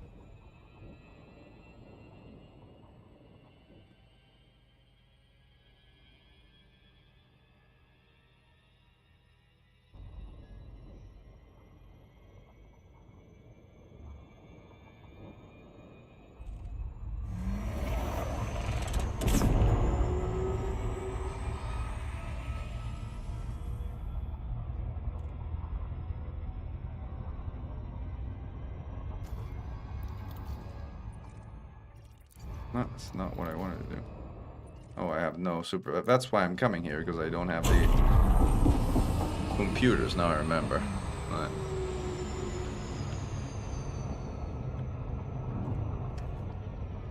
Look at the star. So pretty.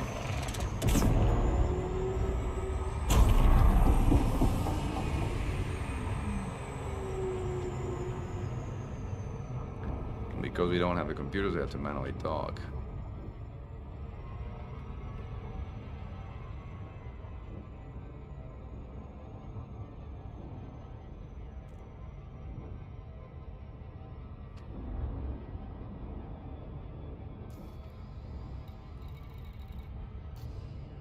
I don't think I've been this far out in the asteroid system for a while.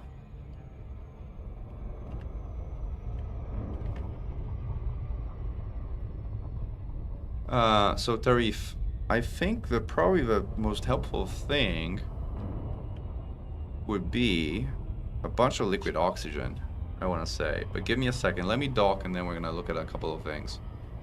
I am looking forward to a Corsair. Paulie, Parkour, welcome to the stream.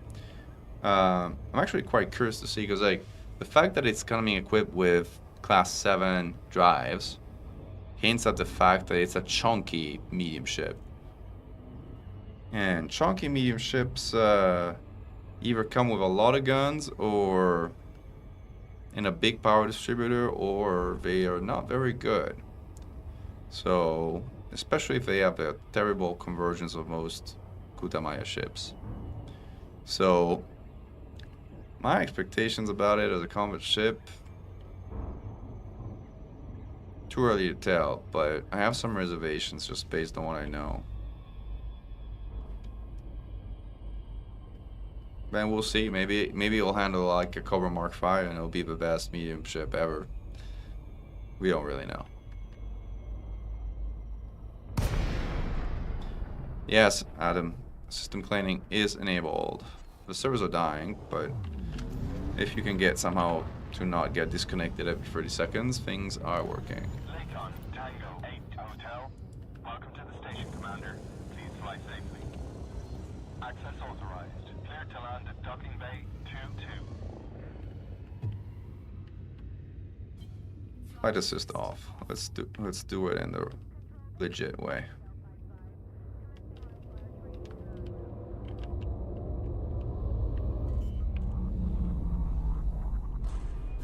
Ouch.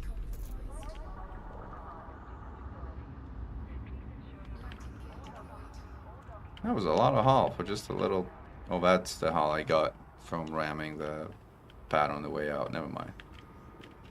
Never mind, never mind, never mind.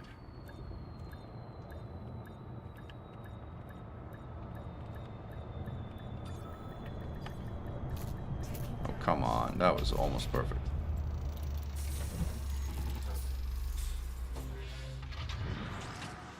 Good night, Atom. Perform landing checklist. Station services are at your disposal.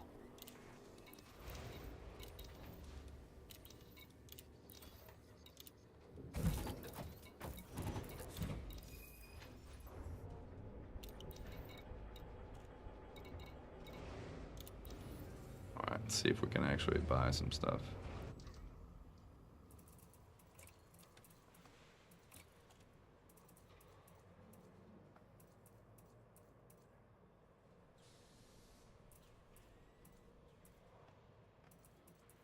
Flight assists. Super cruise assist. We got that at least. I don't think we have the auto dock here, but I guess that's fine. Let's start.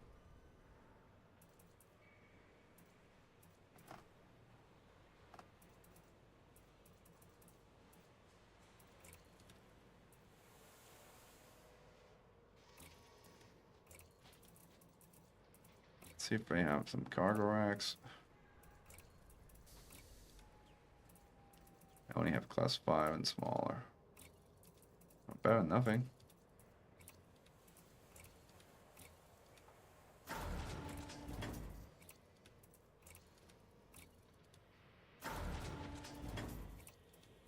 This sounds like reserved for something else.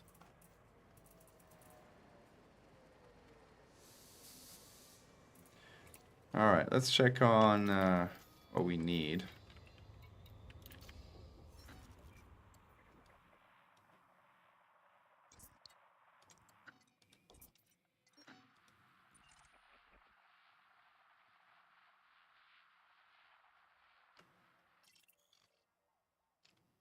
Good night, Ximomorph. You too. So, Mia J is coming with 7,000 tons of steel and presumably almost all of the aluminum that we're gonna need. So that's covered. We do need 9,000 tons of CMM composites and 13,000 tons of liquid oxygen. I might put in an order for titanium. And that leaves our smaller things like water insulating membranes and ceramic components that we need to go get at Planets anyway. So I'm going to put an order in my carrier for titanium and then jump my carrier over to systems that produce metals and see if someone can fill it in overnight and want to make $1 billion or $2 billion.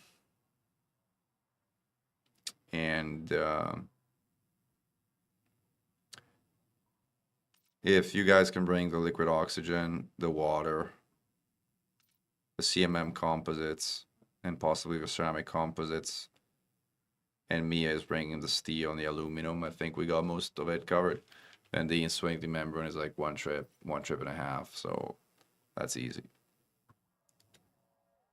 And anything that doesn't make it there can make it to the Heroes of Mankind planetary port, which is at 11% and progressing, so that's also kind of like underway.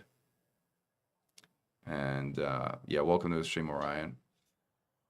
How many Technicolor snakes so far? Yeah, all of them. Every single one of them. Yeah, and the And the servers are definitely having a stroke right now, so it's not the best time to play. Hard to deny that truth.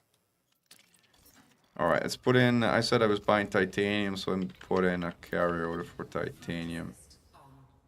I think most I should have enough space. I got almost 10,000 units. So that's fine. So let's put in an order for titanium. That's that size.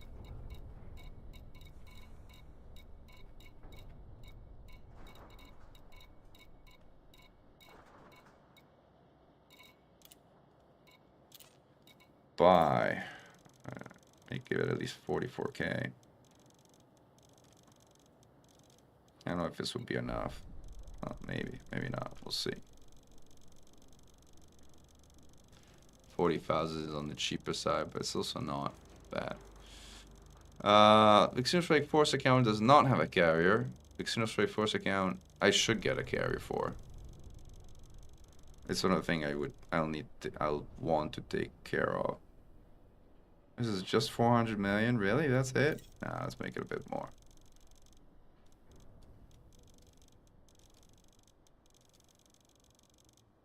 Alright, 64, 500, 600 million. That's better. Alright. We have the order for titanium. Now let's jump the carrier somewhere where it can actually be filled by haulers. So let's jump. Steel capital of a universe. Which is also a titanium capital of a universe, by the way. Kepler Angler 5 should have a slot. It does. Alright, and the carrier is set. Alright guys, I'm gonna go hit the sack. Thank you for your help here. Thank you for joining the stream. And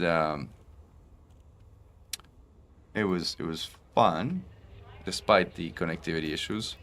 I think we made some pretty good progress, and we might be able to finish the headquarters of the Anti-Xeno initiative over the weekend, which would be incredible. And really awesome. Let's see if we manage. It's at 70%, so I think we can. This is what, 2 days of work? Really? Something like that? I think we can. I think we're Saturday and maybe even before the end of the week. Maybe we can finish it tomorrow. Let's see. See how it goes. All right, guys. Thank you all. Glory to mankind. I'll see you tomorrow.